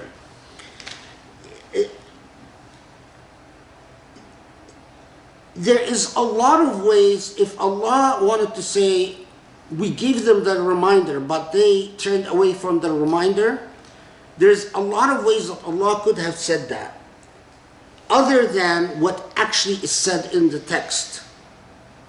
بل آتيناهم بذكرهم فهم عن ذكرهم معرضون. It is not آتيناهم ذكرهم. It is not that we brought them the reminder, but آتيناهم بذكرهم فهم عن ذكرهم معرضون.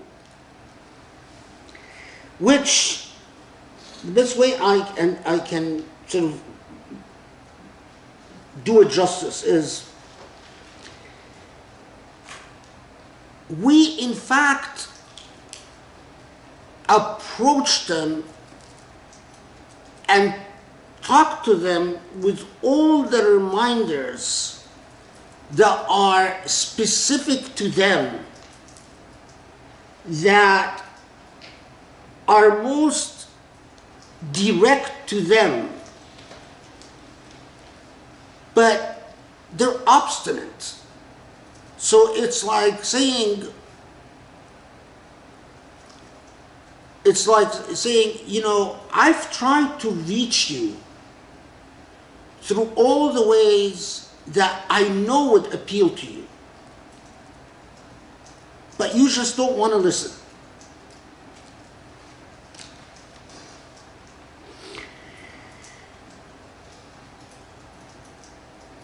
(72)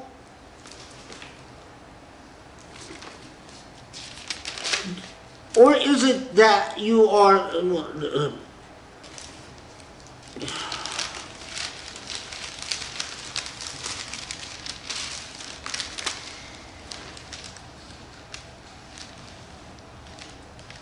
yeah, so the Study Quran just uses the word encompass. خرجا.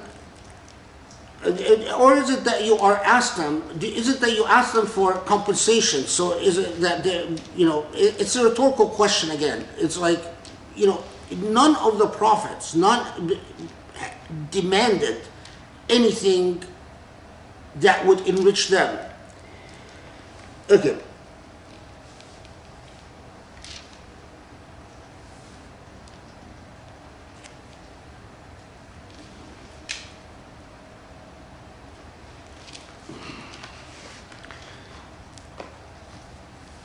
وإنك لتدعوهم إلى صراط مستقيم. In fact, then now Surah al-Muminun sort of shifts in talking to the Prophet ﷺ, and is saying, Allah knows that you are indeed calling them upon the straight path, and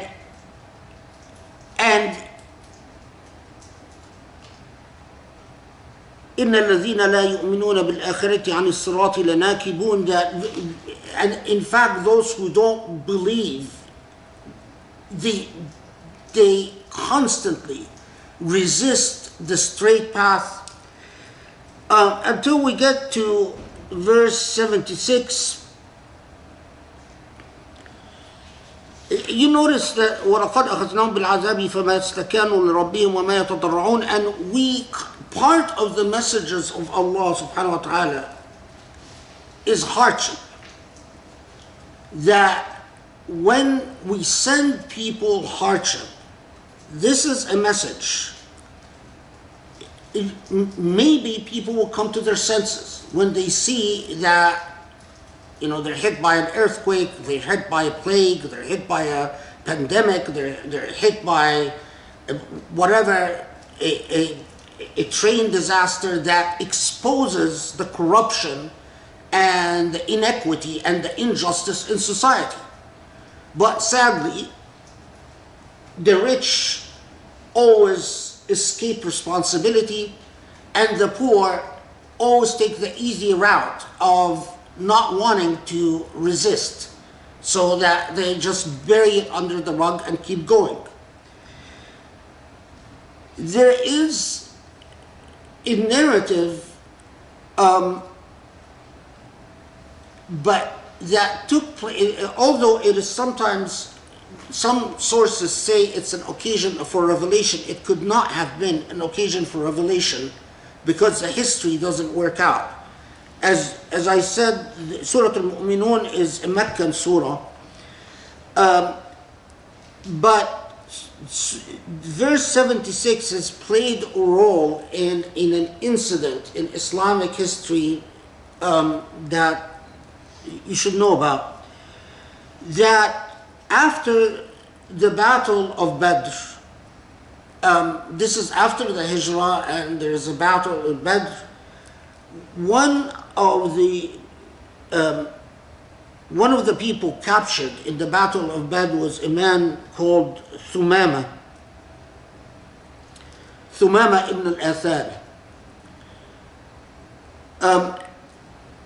Thumama he is treated so well as a prisoner of war, and then ultimately the Prophet ﷺ pardons him and frees him. And Thumama is so impressed by what he saw in Medina among the Muslim community that he converts to Islam. Thumama was from the tribe of Banu Hanifa, and Banu Hanifa inhabited an area called Al-Yamama, and Yamama is an area known for its fertile soil and farming. And Yamama had a major business of exporting corn to Mecca.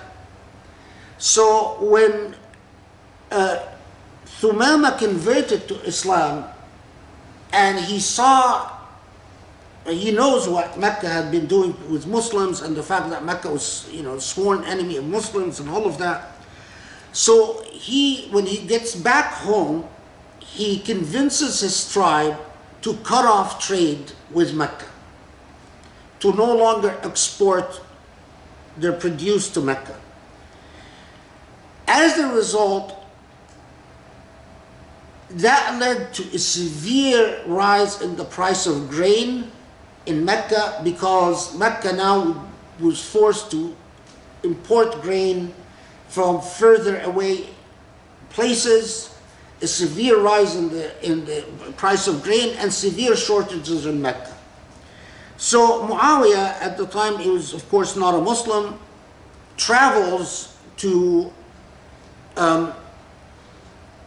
Medina, and and begs the Prophet, although they're enemies, but begs the Prophet to speak to the people of Yamama so that they will restore trade with them. Now, this is, although, the Meccans had persecuted Muslims, had stolen all the properties that belonged to Muslims, everything. And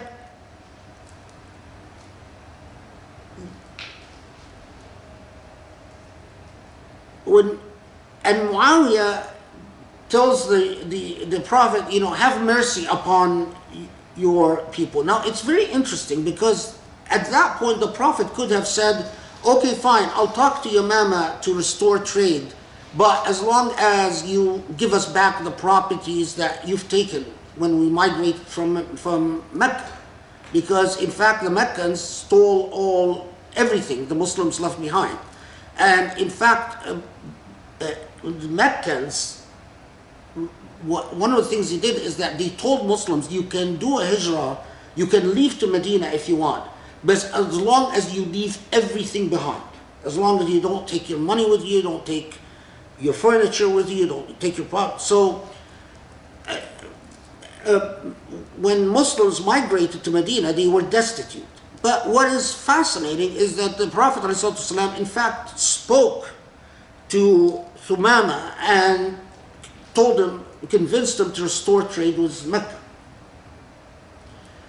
Now, so several commentators said that this verse, 75 and 76, were saying, look, even when we've, sent hardship to Mecca, i.e., they lost the trade with Yamama and they experienced hardship, they still remained sworn enemies of Muslims. They still didn't relent. It's obvious, these verses apply to the situation, but to say that they're an occasion for revelation there's no support for that. Other than the fact that these verses seem to apply to the situation. So these verses were not revealed in Medina, and they were not revealed on the occasion of that incident. But most definitely it is clear that some Muslims recited these verses recognizing that, look, even when we restored the trade and helped out Mecca, they still remain sworn enemies. And in fact prepared for the Battle of Uhud, which followed shortly thereafter. Did everyone understand what I said? Okay. Look at 77.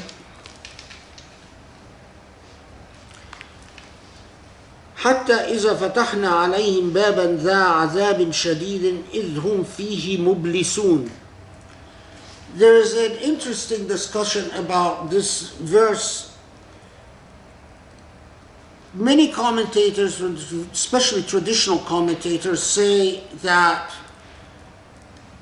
what this verse is saying is that when these kuffar, when these iniquitous people, unfair people, unjust people, in the hereafter confront severe punishment, they will stand completely lost, wondering what to do.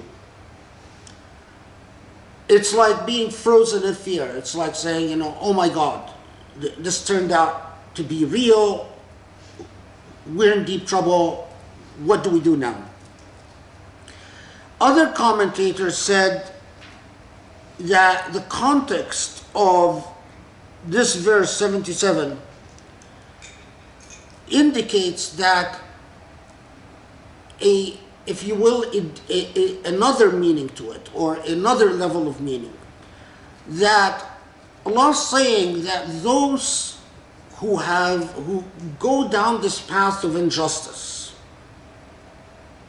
not taking heed not listening to Allah's warnings, eventually their path leads to consequences that before they even have to deal with the hereafter, eventually the consequences lead to severe trials and severe tribulations. And when the severe trials come and the severe tribulations that are a result of their own injustice come, they become completely lost. And they blame their loss on Allah subhanahu wa ta'ala. But if they looked honestly at themselves, they would realize that Allah bailed them out time and time again, but that these severe trials or tribulations are a result of their own injustice or their own failure to prevent injustice. And now that they confront the consequences, they sink deeper into confusion rather than achieving any level of illumination. Okay.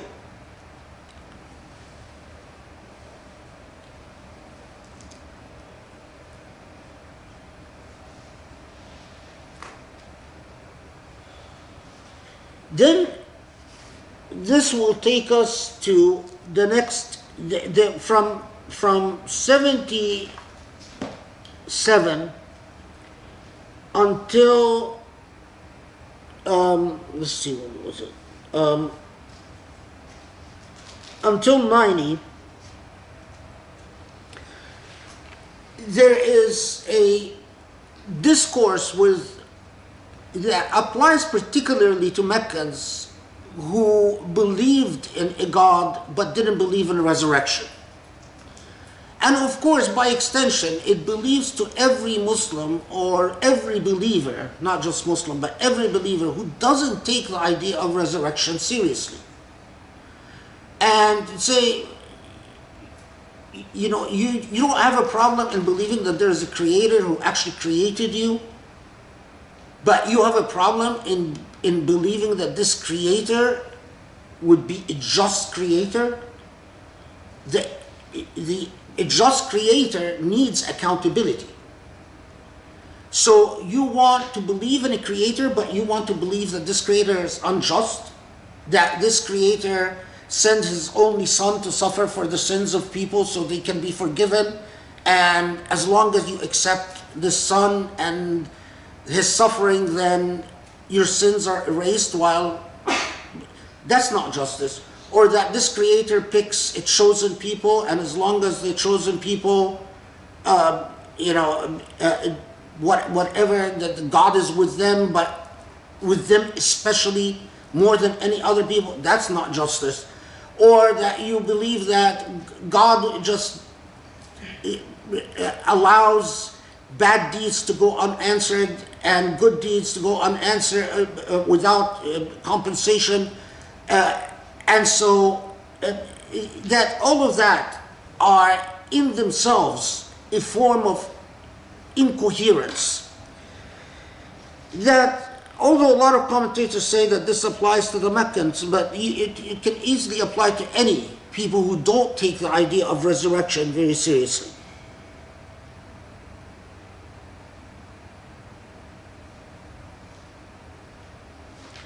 Okay.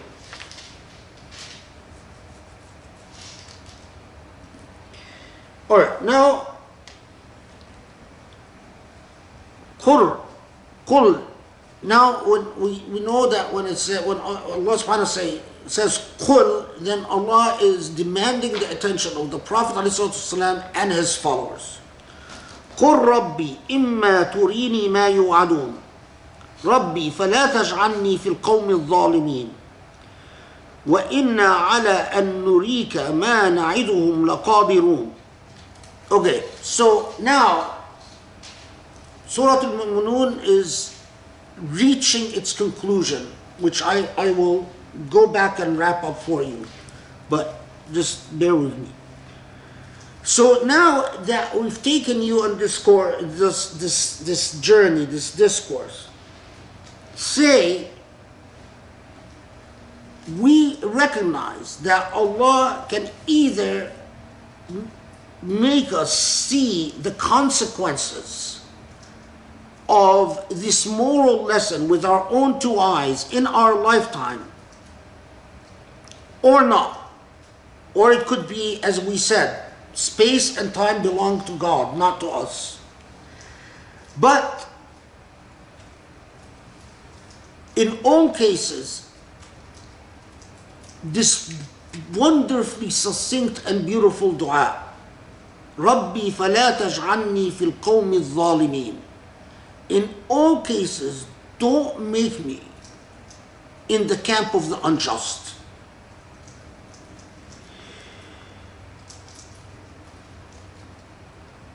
And Allah is always capable of showing you this entire dynamic in which bad actions have bad consequences and good results in good. Allah is capable of demonstrating this before your eyes. But this is not what Allah chooses if Allah doesn't choose it. So, idfa billati hiya ahsan as-sayyi'ah nahnu a'lamu bima yasifun. So, what do? Address bad deeds with goodness. وَقُلْ رَبِّ أَعُوذُ بِكَ مِنْ هَمَزَاتِ الشَّيَاطِينِ وَأَعُوذُ بِكَ رَبِّ أَنْ يَحْضُرُونَ. We pause here because of the significance of this. So, time and space belong to God. Allah could fast track the entire dynamic of justice right before your eyes so that you see. But that's not Iman. When you say, I will believe Allah, but I want life to be good like a movie. It has a beginning and it has a happy ending. That's not Iman. Iman is to say, Allah, I recognize life is not a movie. And I might not see the happy ending in my lifetime. But I believe. Because I believe your word. And because I believe in your word, I have a principle, Allah. And the principle is, don't make me among the unjust. Because I know, Allah, that injustice is so tempting to pull you to become unjust.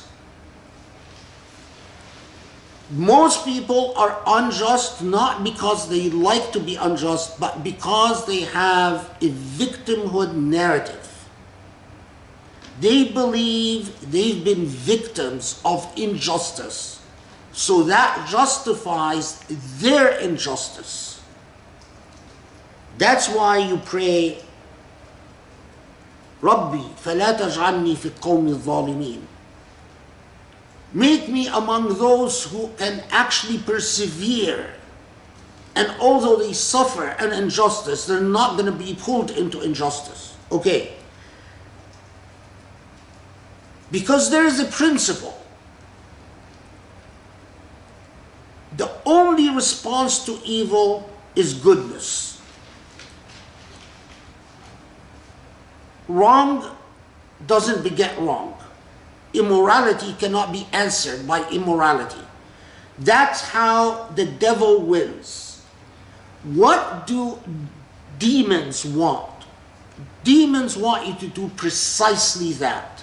Hamazat al-shayateen. Demons come and say, you've been wronged, so it's okay.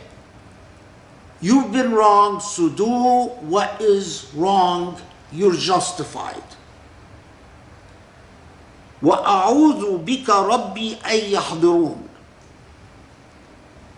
But there is another thing, and that is the world of the unseen. You don't see it when demons gather around you. You don't see it. But just because you don't see it, it doesn't mean it's not a reality. Demons indeed do gather around human beings, do become attracted to evil human beings, to evil deeds.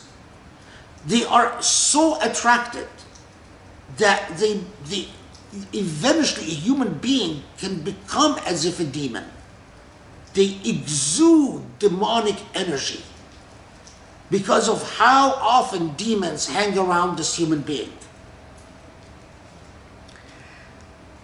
So it is imperative that your prayer be وَأَعُوذُ بِكَ رَبِّي أَن يَحْضُرُونَ.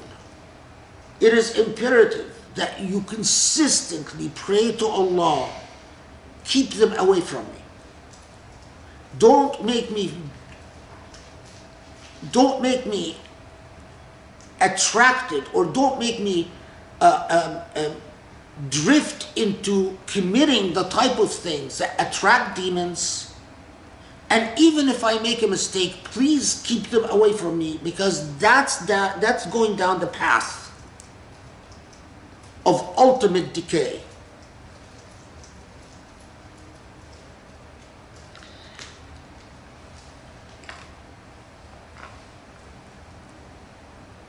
And remember, وَمِن وَرَائِهِمْ بَرْزَخٌ إِلَى يَوْمِ يُبْعَثُونَ.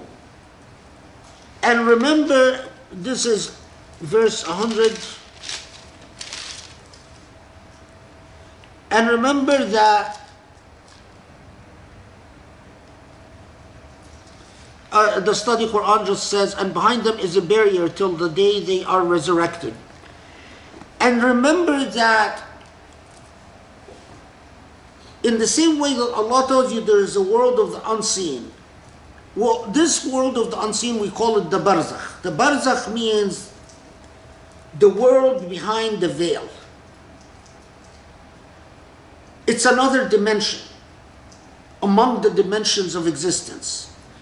In this dimension are the demons, are the jinn.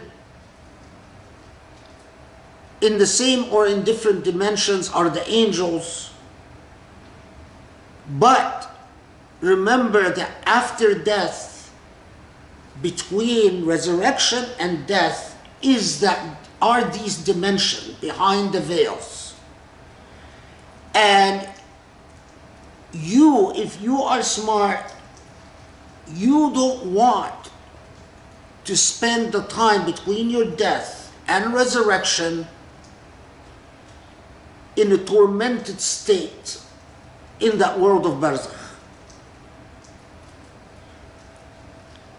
Because the torment doesn't necessarily even need to be azab al-qabr, as so many Muslims believe, the torture in the grave, because that's a different theological question.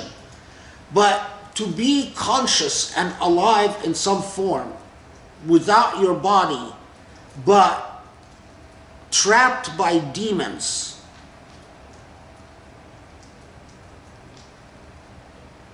it's hellish. You don't want. And so, do you know that this whole human consciousness that says rest in peace? Because not resting in peace, resting or not resting, being dead, but being left to the province and the domain of demons is not where you want to be. You want to be protected in Allah's mercy and Allah's blessing.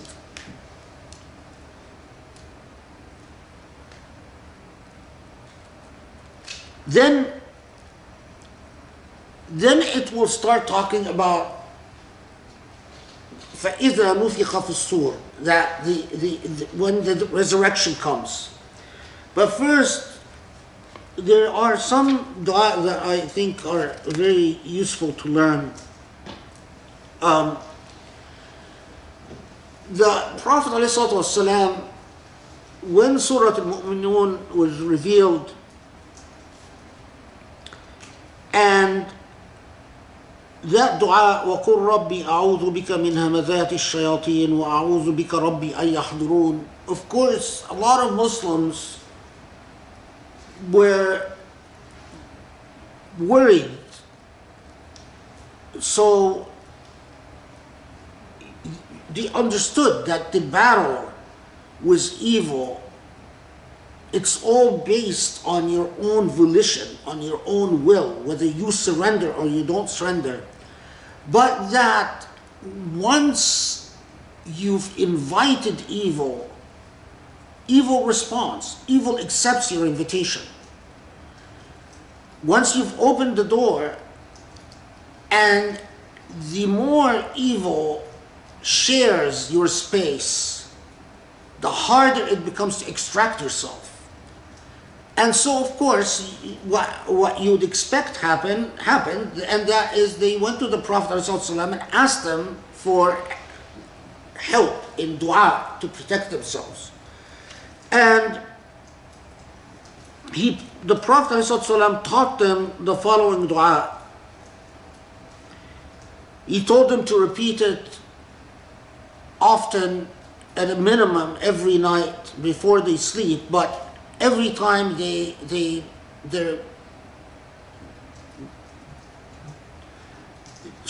feel that shaitan, that they have evil thoughts, or that they are experiencing temptation, or that they want to break their word, or they want to not honor their word, or they are engaging in lagh al-hadith, in vain talk, or they're engaging in lies, or they're speaking falsehood, to repeat this dua.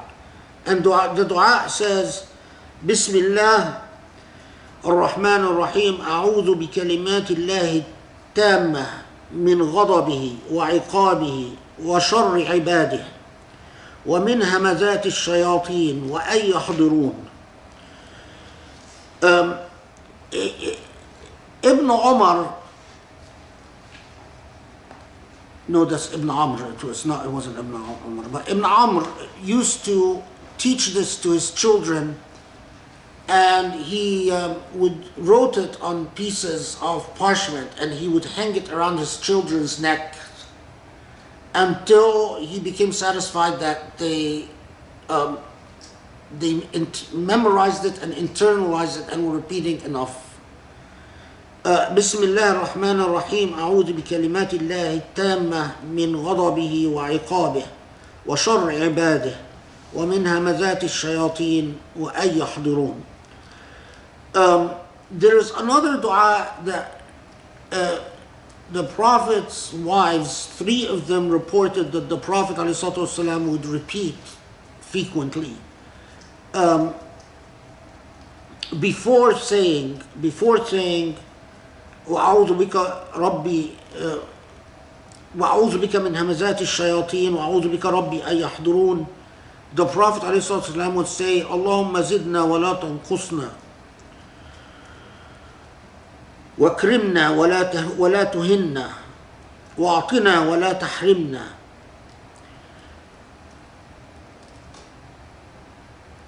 وآثرنا ولا تؤثر علينا وارضنا وارضى عنا.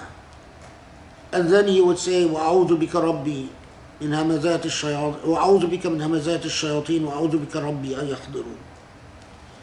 اللهم زدنا ولا تنقصنا واكرمنا ولا تهنا وأعطنا ولا تحرمنا وآثرنا ولا تؤثر علينا وارضنا وارضى عنا.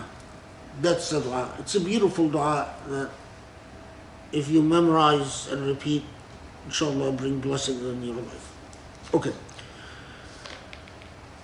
So then Surah al-Muminun takes you with the natural conclusion to the journey, and that is speaking of hellfire and the consequences. So this is, of course, from after speaking about the barzakh. So from 101 to 105 or 104. Okay. So I'm not going to comment about this because it's what we've encountered many times before. But then we come to this expression which deserves pause. أَلَمْ تَكُنْ آيَاتِي تُتْلَى عَلَيْكُمْ فَكُنْتُمْ بِهَا تُكَذِّبُونَ.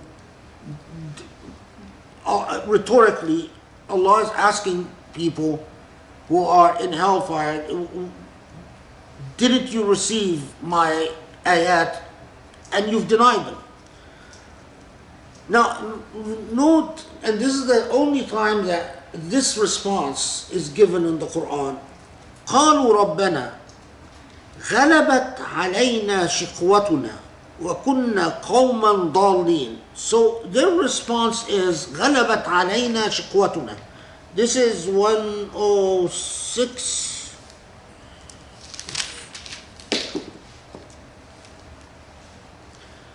Study Quran says, they will say, our Lord, our wretchedness overwhelmed us and we were people astray. Okay, shiqwatuna is not wretchedness. غلبت علينا شقوتنا. And I'll explain why this response is given in Surah al-Muminun particularly. What they're saying is, Allah, what happened, what as an explanation for us going astray, is that we drifted into wrongfulness. So a shiqwa is the tendency towards unruliness or the tendency towards wrongfulness. So if you're saying غلبت علينا شقوتنا, is like saying the reason we went astray is that our feet we were pulled in. It's like our feet we were trapped into wrongfulness step by step.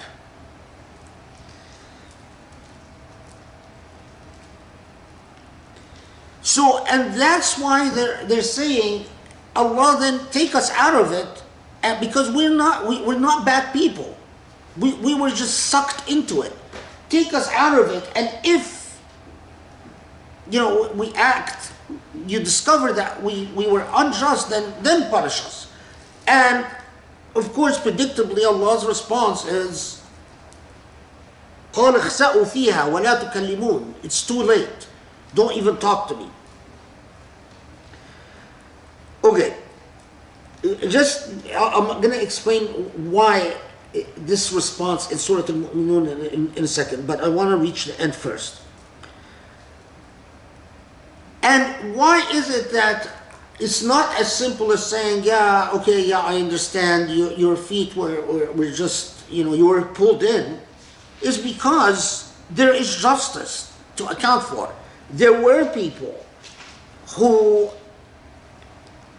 in fact, stuck to the right path. There were people who did the right things, and you've made these people suffer.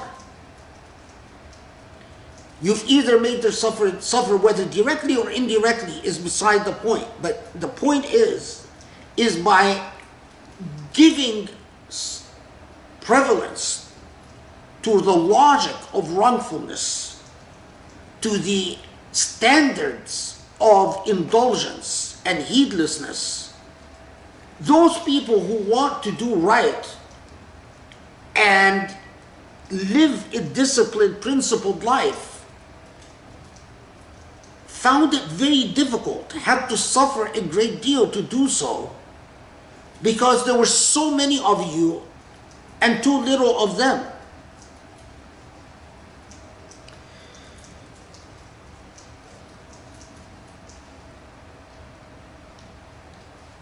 Okay. And then Allah takes you back to this point.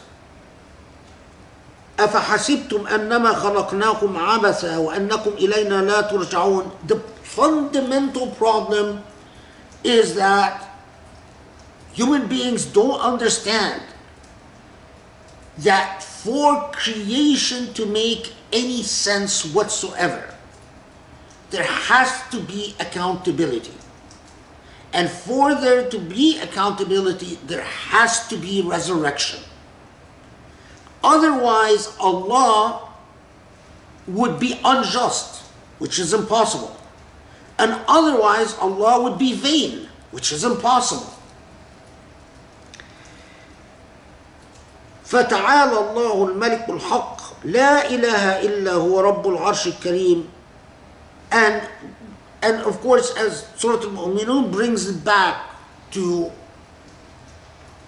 that this entire logic of creation is under Allah's province and control. And a Rabb who is forgiving, وَقُلْ رَبِّ اغْفِرْ وَارْحَمْ وَأَنْتَ خَيْرُ الرَّاحِمِينَ. That if you are smart, you will surrender yourself to a God who is forgiving, merciful, وَخَيْرُ الرَّاحِمِينَ, and the most merciful of all.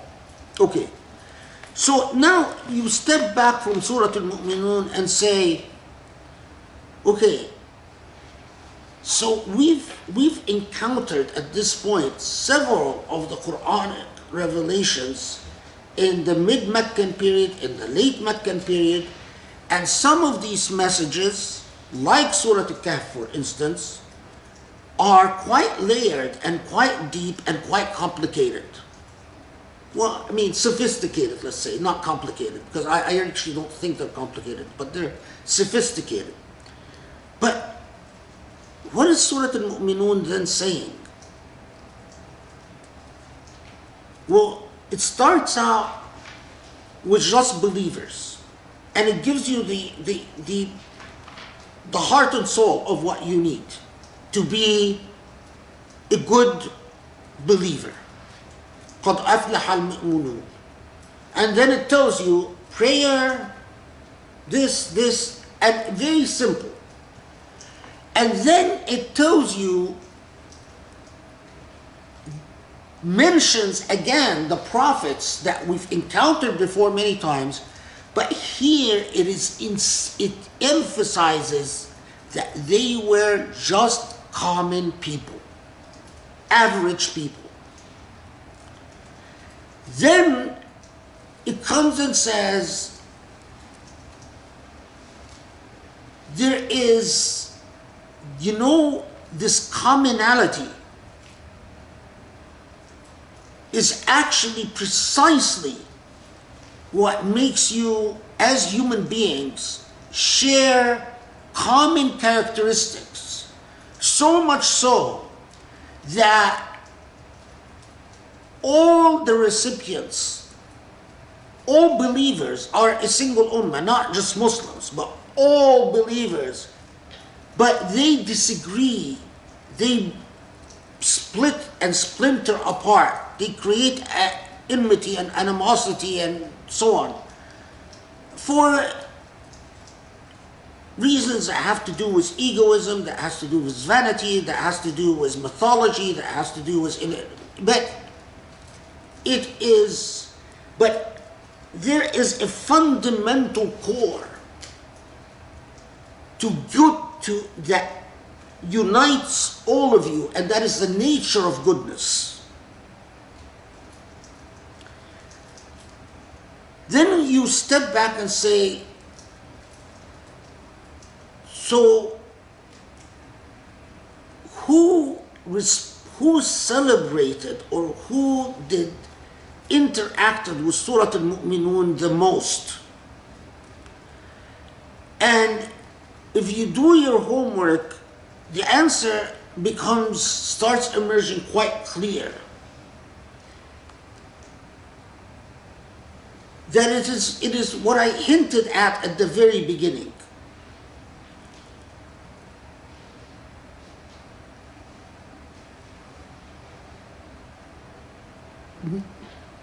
You don't need to be superheroes.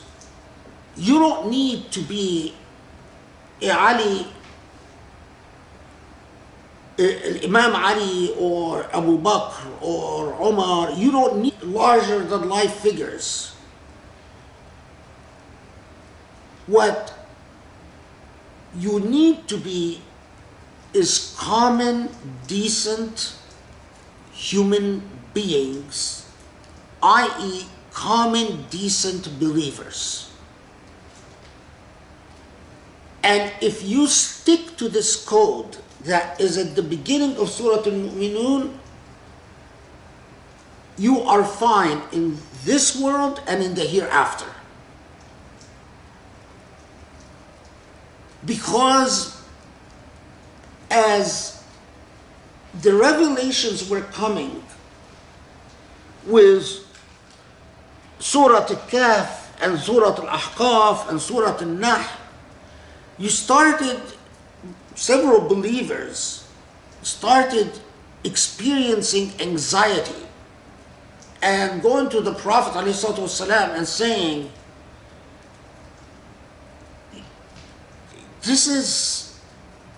it's like in our language today, this is nuanced, this is complicated, this is layers.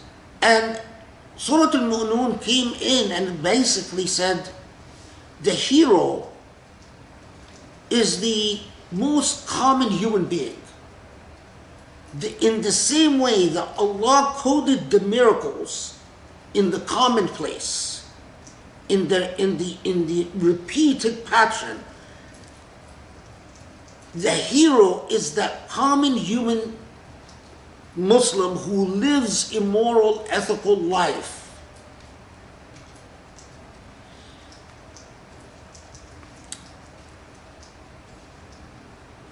Surah al-Muminun also was among the surah that was especially loved by the Ahlul Sufwa, the people in Medina who were from lineages that were not prestigious. Many of them were former slaves. Many of them were very poor. And they would say, Allah vindicated us with Surah al-Mu'minun. That it's as if Allah said, here's the importance of the common person. And that was indeed the impact of the surah. That you don't need to be a great brainiac, you don't need to be a great hero, you don't need to be the building bricks of a moral order is the average common human being. And that's Surah al-Muminun. Alhamdulillah Rabbil Alameen. Okay, Bismillah ar-Rahman ar-Rahim. I want to express my profound thanks and gratitude. When like this surah I see as just so singularly powerful in uniting humanity. And it's like not even, when you start putting all the different pieces together, and the idea that God just keeps coming again and again and again from the very beginning has been telling us, hey, people, you're all one, and you're the ones that keep creating divisions. And, there's a common goodness between you. These are the basic things that you need to do. You don't need to be superheroes. You just need to all be decent. It opens so many beautiful questions, of course, especially now when we live in a time where it's so hard to be Muslim, number one. Number two, it's so hard for people to even get past Islamophobia, to think about what it could be that Islam has to offer. And then all the questions about interfaith marriage, and all the questions about, who goes to heaven. I mean, we've touched upon all of these things, but when you like really boil it down to what this particular surah says, it's like we're one humanity. We're all together in this. We're the ones that keep making it so difficult for ourselves, and that it's so like, even if we not even to think about like our non-Muslim friends, if we just start by cleaning our own house, and it's like, how many divisions are there among Muslims? Like, all the answers are here for us to get along. But then if we can even get past that, like when you think about, your non-Muslim friends, your non-Muslim family, your, even Muslim friends and family who don't really believe, like just how powerful this particular surah is. And of course, inshallah we'll get to this, but there, because some theologians had a hard time reconciling Surah al-Muminun with later ayat on jihad and things like that, you find among the traditional scholars that then say, this was abrogated, so that some of them even ended up saying pretty much half of Surah al-Muminun was abrogated. And that's absurd. And I think that, in my view, that is not taking the Quran seriously. Surah like Surah al-Muminun, all the surah, they came to build upon one another. And like everything else that you learn in law or in philosophy, in the discipline of philosophical thinking, or in the discipline of jurisprudential thinking, if you have general principles that are enunciated and then later details, then the later details are, and later details that apply to special exigent circumstances, then the later details must be understood in ways that are not inconsistent or that do not invalidate the general principles enunciated earlier. And inshallah we'll see this. So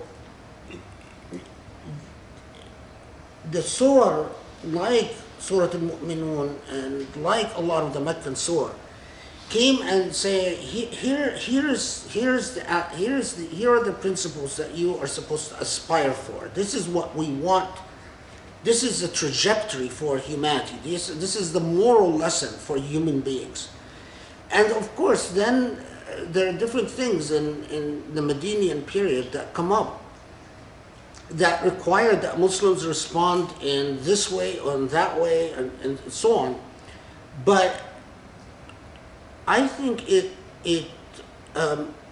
does a great injustice to the Quran to then imagine that the specific legislation that was articulated in response to specific problems that arose in Medina were intended to abrogate all the earlier Meccan revelation. That just simply, it's understandable from a historical perspective, because these Muslims lived in an age where Muslims were a dominant, powerful empire. And so they could afford to, say, well, we should act like a powerful people. But it becomes extremely dangerous when you lose sight of the foundational principles. You lose sight of the moral philosophy that explains the entire message. And that's very important to just keep in mind. But you're right. I mean, with all the things that the Meccans have done to Muslims, with all the horrible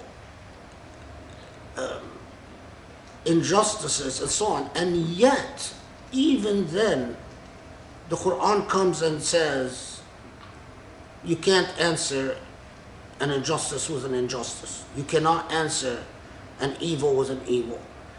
And nothing in the Medinian revelation, nothing abrogates that or is even inconsistent with that. And it's very sad when you find this just the carelessness by which some scholars resorted to the logic of abrogation and started declaring this abrogated and that abrogated and this abrogated. And it's just, yeah, it's very unfortunate. Let me start with asking you the dhikr for the surah. Yeah, the dhikr is, they are 97 and 98. قل ربي أعوذ بك من همزات الشياطين وأعوذ بك ربي أن يحضرون. And then I also had asked you beforehand, you had mentioned the dua towards the end, but you only said it in Arabic, the ones that the Prophet Muhammad has suggested. Yeah, the first dua, بسم الله أعوذ بكلمات الله التامة من غضبه وعقابه وشر عباده. Bismillah, in the name of Allah, the most merciful, most compassionate. أعوذ بكلمات الله التامة. I seek refuge in Allah's perfect words. من غضبه, from Allah's anger or Allah's displeasure. وعقابه, and Allah's punishment. وشر عباده, and the evil that others are capable of. ومن همزات الشياطين, and from the whisperings of demons. وأن يحضرون, or from the presence of demons. So that's the first dua. The second dua that the Prophet ﷺ would say is, Allahum zidna wa la tanqusna. Allah, give us and don't take away from us, or cause us to increase in goodness, increase in knowledge, increase in everything that is good, and not the opposite of that. Allahum zidna wa la tanqusna wa krimna wa la tuhinna, and honor us and don't cause us to be humiliated or degraded. Wa atina wa la tahrimna, don't, and give us and don't deny us. وَأْثِرْنَا وَلَا تُؤْثِرْ عَلَيْنَا, and make us special to you, preferred to you, not, and don't prefer others over us. وَارْضِنَا وَارْضَ عَنَّا, and be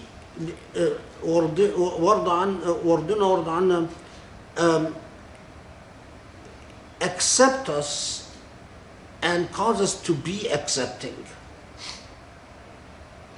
And then the Prophet ﷺ would say, وَأَعُوذُ بِكَ مِنْ هَمَزَاتِ الشَّيَاطِينِ وَأَعُوذُ بِكَ رَبِّي أَن يَحْضُرُونَ, and I seek refuge in you, or I seek your protection from the whisperings of demons, or from demons being present, or the presence of demons.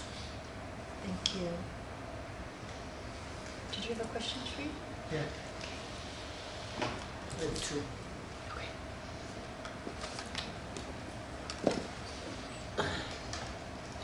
Is talking about Netflix with my friends considered level? What? No, I don't think so. Like, you just sit around and talk about Netflix shows. I don't think Repeat the so. question. I guess it depends on what Netflix shows you're talking about. You know, if they're bulbous Netflix shows, then yes. If they have a point, like actually Netflix shows that teach you something or, you know, elevate you somehow, then no. I'm okay. Yeah, alhamdulillah. Regarding disbelief in Allah being a form of injustice, because the verses where you're talking about how the way you explained it was that the people who in the final day will make the excuse that we're not unjust, you know, we fell victim to our injustice step by step. We're like, you know, we're not bad people. Yeah. But it seems like it's adding a nuance to what injustice is, that it's not just the fact that you did injustice, but it was your decisions affected people and made it more difficult for people who are trying to be on the straight path. Yeah. So I guess how far can we take this? Because I mean, should this be put, like take the example of interfaith marriage, for instance. You're usually, I don't want to give a blanket statement that everyone is making it out of selfishness, but usually it's, I found someone who's really good, but isn't it even just considering the fact that, okay, but you're taking partnership away from someone who might be Muslim, someone who might actually be on the path to please God. So is this giving us a new criteria for what we should prioritize, that everything is about trying to make the path for those who want to serve God easier, and that is a new measure of ethics, or what is considered ethical? Well, it's not a new one. It is. Can you paraphrase the question for those who didn't hear? Paraphrase. I guess the question is this the say وغلبت علينا شقوتنا, that when those who end up not saved respond to that, we were overcome, we're not bad people, we're overcome by we were dragged, we sort of slipped into it. We were and I said that part of the response is that there were others that persevered in the straight path, and that your decisions ended up making it difficult for them, or ended up making the trajectory for goodness more difficult, because you sided with the wrong things. And she was saying, well, is this adding like a consequentialist view of things, like as you think of whether your decision is ethical or not ethical, moral or not moral, you have to think, well, what if everyone does what I do? Is it going to ultimately add to ultimately the consequences are going to be harmful for believers, or harmful to the realm of the ethical, and as a result then you refrain or not refrain from an act, depending on sort of seeing the overall impact of your decision, even though if your decision might be not directly harmful to those immediate to you, but in the larger scheme of things, it could indeed be harmful. So then it would be an immoral decision, even though in your immediate circle, there were no immoral consequences that you could see. But overall, in the long term of things, in fact, it would lead to immorality, so it is immoral. And my response is, it is not a new way of seeing things. It is a more complete way of seeing things. Because indeed, for proper moral thinking and proper ethical thinking, you can't just look at the consequences of your actions in your immediate circumstance. You have to always weigh that against the with that question, well, what if everyone did what I did? What if everyone imitated me? What would be the results? And you have to weigh that against what is the import of what I do? What precedent do I leave? What does it teach others? What example do I set? That's part of a complete way of now, here's the thing though, is that it's like saying, you know, I might know the immediate consequences of my actions with some degree of certainty. But I might not know what will be the consequences of my actions in the remote future, or as to, you know, people that come generations after me. So what do? Well, what would make you in relative safety if you have proper consciousness and fear of Allah subhanahu wa ta'ala.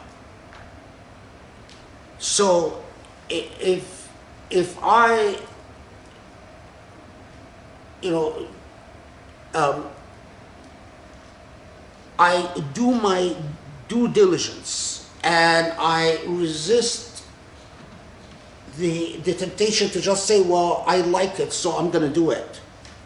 But you do your homework, you think of all the various consequences and results and so on. And ultimately, you say, Allah, you know, you surrender yourself to Allah subhanahu wa ta'ala. In other words, you say, Allah, I've done the best. I've thought of as much of the consequences I can think of. This is my ijtihad in my own personal situation. Allah, if I'm wrong, please forgive me. That's very different than those who just act heedlessly, without much, you know. Allah doesn't expect us to always be right, but Allah expects us to make every effort to be right. And that's what is your safety net, is to say, I've tried my best. I really did. And I fought against my selfish urges and just being self-centered and self-referential. It wasn't just about me. I actually tried as much as I can to think of, you know, everything. So, غلبت علينا شقوتنا, I mean, it's really talking about this type of heedlessness where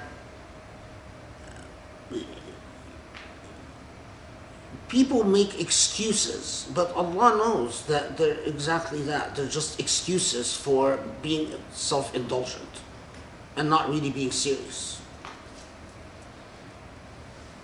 Just as a follow-up question to the English translations of the dua, from Enjam, Jazakallah khair, Professor, for continuing to make the effort to bring this wealth of knowledge to us. God grant you afiyah and health to continue this. My question is it still powerful in warding off evil or shayateen to say the specific duas you mentioned in English for those who cannot say them in Arabic? for those du'as from the Quran, does it reduce their power if said in English?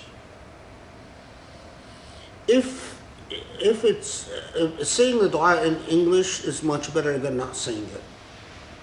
I mean, I personally, especially dua that is very Quranic dua, in other words, ayat from the Quran, it's always better to say it in Arabic.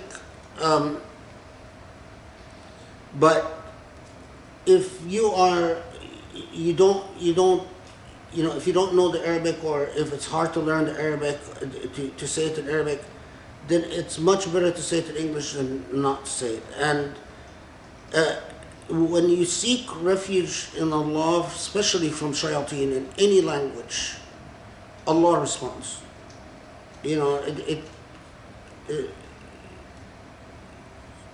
Especially, and even,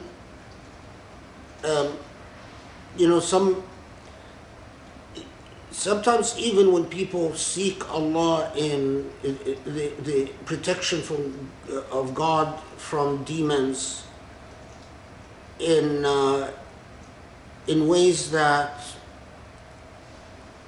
are not really appropriate, still often God responds, because demons are arch enemies of human beings, and Allah's mercy often precedes everything. So don't hesitate to seek refuge in God, especially from demons, even if it's not in Arabic. Okay, and this is, Huda had asked a question on the interactive, and Huda, I asked the professor before we started the question about the 7 levels of elevation in the Sufi tradition, and I would love to know the answer to that too, but he didn't have a chance, he mentioned earlier, to to check that or prepare with that, so maybe we can hold off on that one. And instead, I actually have been holding in my mind a question you had asked back a few weeks ago, so I'm going to replace your question with that one if you don't mind. And I thought this was really in line with kind of what you were just saying before. This is more of a reflection than a question. I have been wondering, how can I be truly ethical in every way possible? Driving a car can contribute to global warming. Filling up on gas can make corrupt oil companies further profit. How do I know the people at the clothing factories of which I ultimately shop from were treated fairly? How do I know the eggs I purchase are ethically raised? I'm feeling overwhelmed and not sure how to be as ethical and just as I possibly can be. She said, you don't necessarily need to respond. It's just a large topic, but she's often, these are the kinds of thoughts that arise from these sessions. And just thought I'd give you a chance to there's ethical consciousness.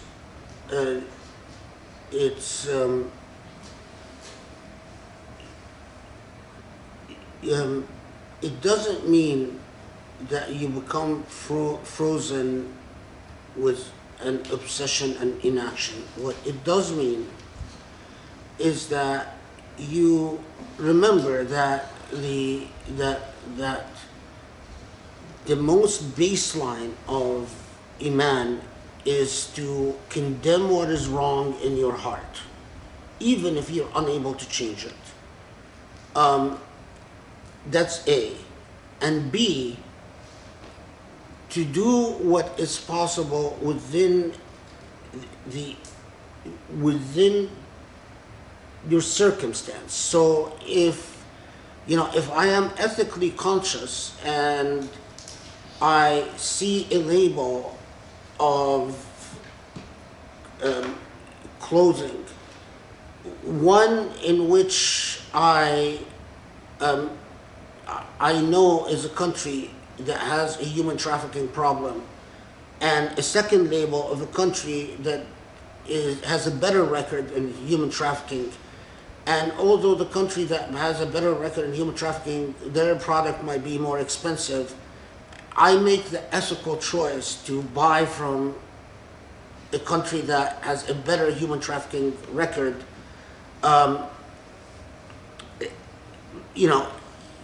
It doesn't mean that before I buy anything, I must go and research a dissertation. لا يكلف الله نفسا إلا وسعها, and that's exactly why Allah says Allah doesn't want you to bear more than you can endure. But then the way an ethical project works, while you have a general ethical consciousness about many issues, perhaps even most issues, you then consult your own talents so that you focus on actually making an ethical, meaningful ethical contribution to one or two issues that Allah directs you to. So I can't make a difference on every front, but I choose my ethical jihad by saying, Allah, I know that there are a lot of wrong things, and I wish I could be active in saving whales. I wish I could be active in those who do fair hunting and cruelty to animals, and I wish I could be active on so many issues, but I can't. So I will do what is best within my abilities on 99% on issues. But then I pick specific issues where I demonstrate a meaningful moral commitment on those specific issues. And I choose them, in my case, I choose them in part in response to what I thought are of particular interest to me, in part in response to what my own deficient thinking led me to believe are priorities over others, in part in response to what Allah facilitated before me in my life experiences. In other words, who Allah allowed me to meet, who I connected with in the field of doing good. There are some places where I would have liked to make a difference, but I've never met anyone that I could work with. And then and that's what in Allah la yukallifu nafsan illa wus'aha means. It's not that. Now, of course, this is what I also would like Muslims to realize, is that just to be a Muslim and to understand that to actually believe as Muslims that the world lost something by Muslims being so weak and so defeated, that if Muslims were not so weak and not so defeated, maybe then that to believe that Islam would have made a difference in having more light shine on this earth than currently exists. That's A. But B, if the answer that you give to yourself is that if Muslims were more dominant or less defeated, more light would not shine, then to become conscious, then that is a very, very serious problem. And it means that our relationship to Islam is highly problematic. The beginning of the road to healing. And if that's all you learn in this entire journey, is that the beginning of the road to healing is that we must correct our relationship to Islam. Because Islam is not about, how we stand in line, or how we separate between men and women in Jum'ah or in Eid, or Islam is not about all the pietistic affectations we engage in night and day. Islam it's not about benefiting God. God doesn't gain anything from all our displays of piety, that all our beards, all our hijabs, that it is about bringing luminosity goodness to the world.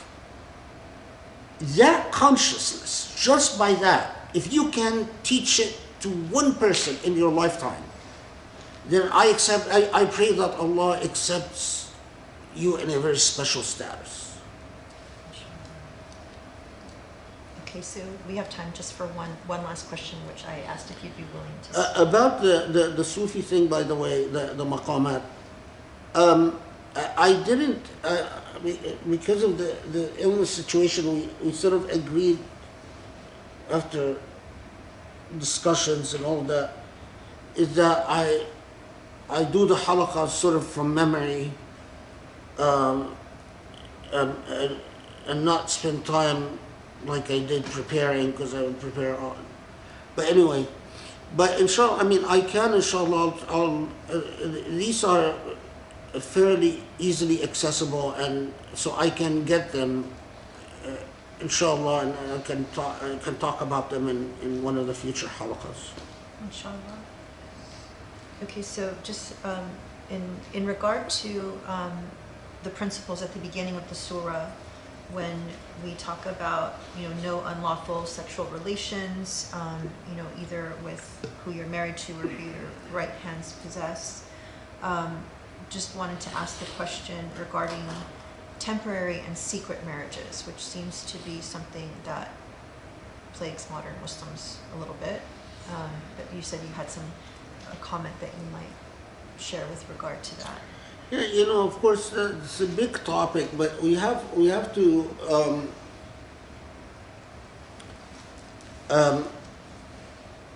secret marriages. The biggest problem with secret marriages is that they often fail to guarantee the rights of husbands and wives and children.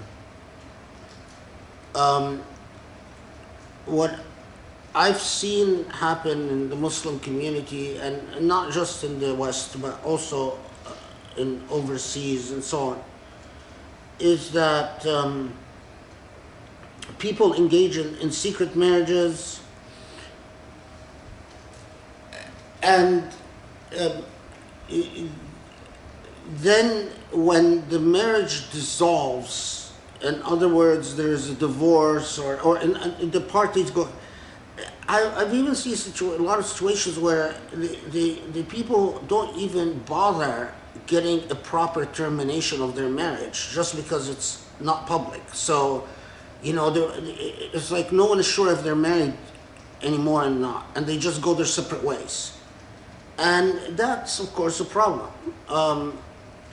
Or I've been involved in actual litigation where they live together, they incurred common debts, and then one side just goes off and reneges on any responsibility for the debts incurred, and then you have to go to court. And I mean, of course, they usually try to resolve it amicably, try to get imams involved, and we have a very nasty habit that imams side with whoever they're friends with, instead of with justice or truth or anything like that.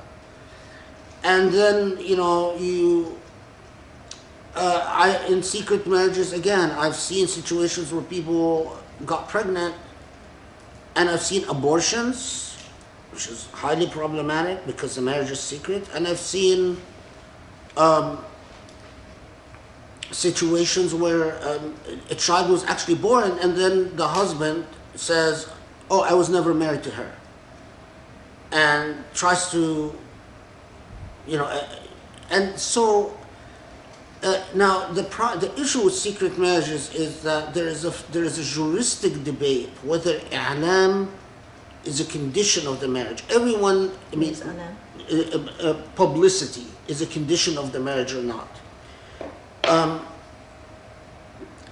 The technical issue is you have two witnesses. Okay. But are the witnesses without publicity sufficient? What, is it, what does it mean to say have two witnesses, but then tell the witnesses, but don't tell anyone? And that's a technically juristic, there's disagreement among the jurists about this. And I personally think publicity is a condition, but there are a lot of jurists who said publicity is not a condition. That it is adequate to have witnesses. Anyway, so that's one thing. Temporary marriages are a very complicated issue. In proper jurisprudence, there are the majority of Shia jurists allowed it under certain conditions and circumstance. And it's a technical juristic debate. The majority of Sunni jurists did not allow it, and the whole argument is as to whether it was allowed at one point and then got abrogated. But again, temporary marriages in countries like Iran, in countries like Egypt, which in Egypt they just call it Jawaz al-Misyar instead of temporary marriages. I mean, Sunnis do it, they just change the label and call it Zawaj al-Misyar. But it is Zawaj al-Mut'a, and as if changing the label actually is going to fool God. It's amazing. But anyway, Can we just take a step back, because usually when people hear temporary or secret marriages, it sounds very bad. It sounds like there's something wrong. Like, why would you even do that? Like, are they okay? For people who are not familiar. Well, I mean, people engage in secret marriages for a variety of reasons, and temporary marriages again for a variety of reasons. But here's the thing that I come back to: in countries like Egypt, like Iran, like Pakistan, both secret marriages and temporary marriages are often accompanied with highly exploitative circumstances. In other words, it is often rich, powerful men that, if for all practical purposes, buy women. And I think we have to stop having these highly technical arguments and get to the ethical question.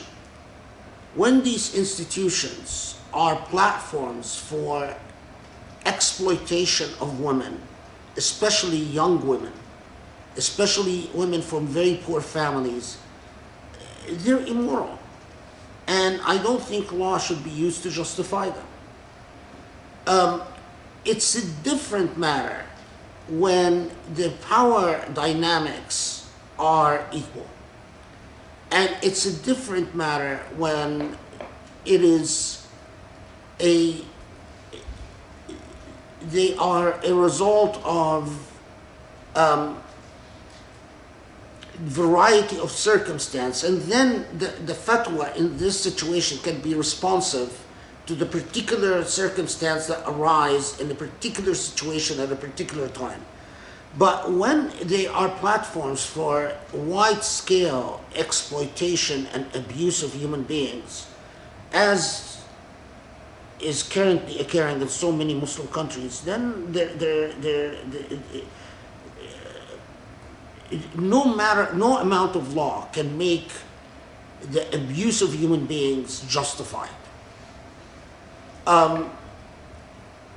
But to relate them to what your right hands possess, it is one thing for me to say, I wouldn't recognize this marriage, and I think it is sinful to enter this marriage.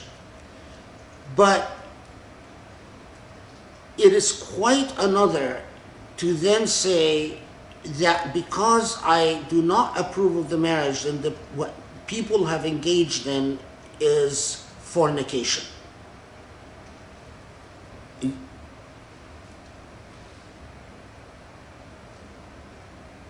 The legal principle is that any error in procedure or process or evidentiary standards will be used to remove the stain of fornicate, of zina.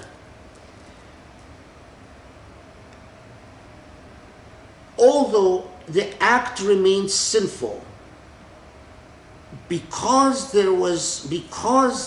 people might have done it under a mistaken legal belief that what they did is halal, then they still committed a sin, but it's not a sin that rises to the level of fornication. I know this is a sophisticated legal thinking. This is the way Islamic law actually works. That you might, if you enter into a marriage, you believe that marriage is valid, but you later on realize that the marriage you entered into was indeed not valid, then although you might still have committed the sin of not adequately having researched or succumbing to certain weaknesses or whatever, but the fact that you believed it was a valid marriage will mitigate your responsibility for actual zina, which is a very big deal. And we, as Muslims, we are not eager to condemn people for the crime of zina. So, an erroneous marriage, and that's where precisely your right hands possess becomes in handy, especially these marriages that, so for instance, when I was in LA, in the old days, when I first came to the United States, I came to in Los Angeles and discovered so many people in the youth group had engaged in secret marriages. Everywhere I turned, someone was secretly married to someone. Now, do I come and declare all these poor people fornicators and all of them are zunah? I pray to Allah that the answer is no. And I told him that and this is precisely what I told him, is that I think the marriages you entered into are flawed and you have to repent for the sin that you've committed, but the fact that you received bad advice or the fact that you just opened a book of Islamic law and didn't have the competence to deal with these legal issues and helped yourself into a secret marriage, it doesn't mean that you are fornicators. But failure to correct your flawed marriage is a continuing sin. Now, of course, because you're in LA and everyone is arrogant and pompous and no one, everyone thinks they know better, no one listened to me. And, but it doesn't matter, Alhamdulillah. Alhamdulillah. Okay, on that hopeful note, thank you so much for being with us and joining us. And Alhamdulillah, thank you for really, pushing so hard to be here to give us this knowledge. Inshallah, I hope that it's today's Saturday. Hopefully, inshallah, you guys will enjoy the rest of your weekends, and we look forward to seeing you on Tuesday, inshallah. Thank you, everyone, and thank you for coming, and Assalamu alaikum. Nice to see you all.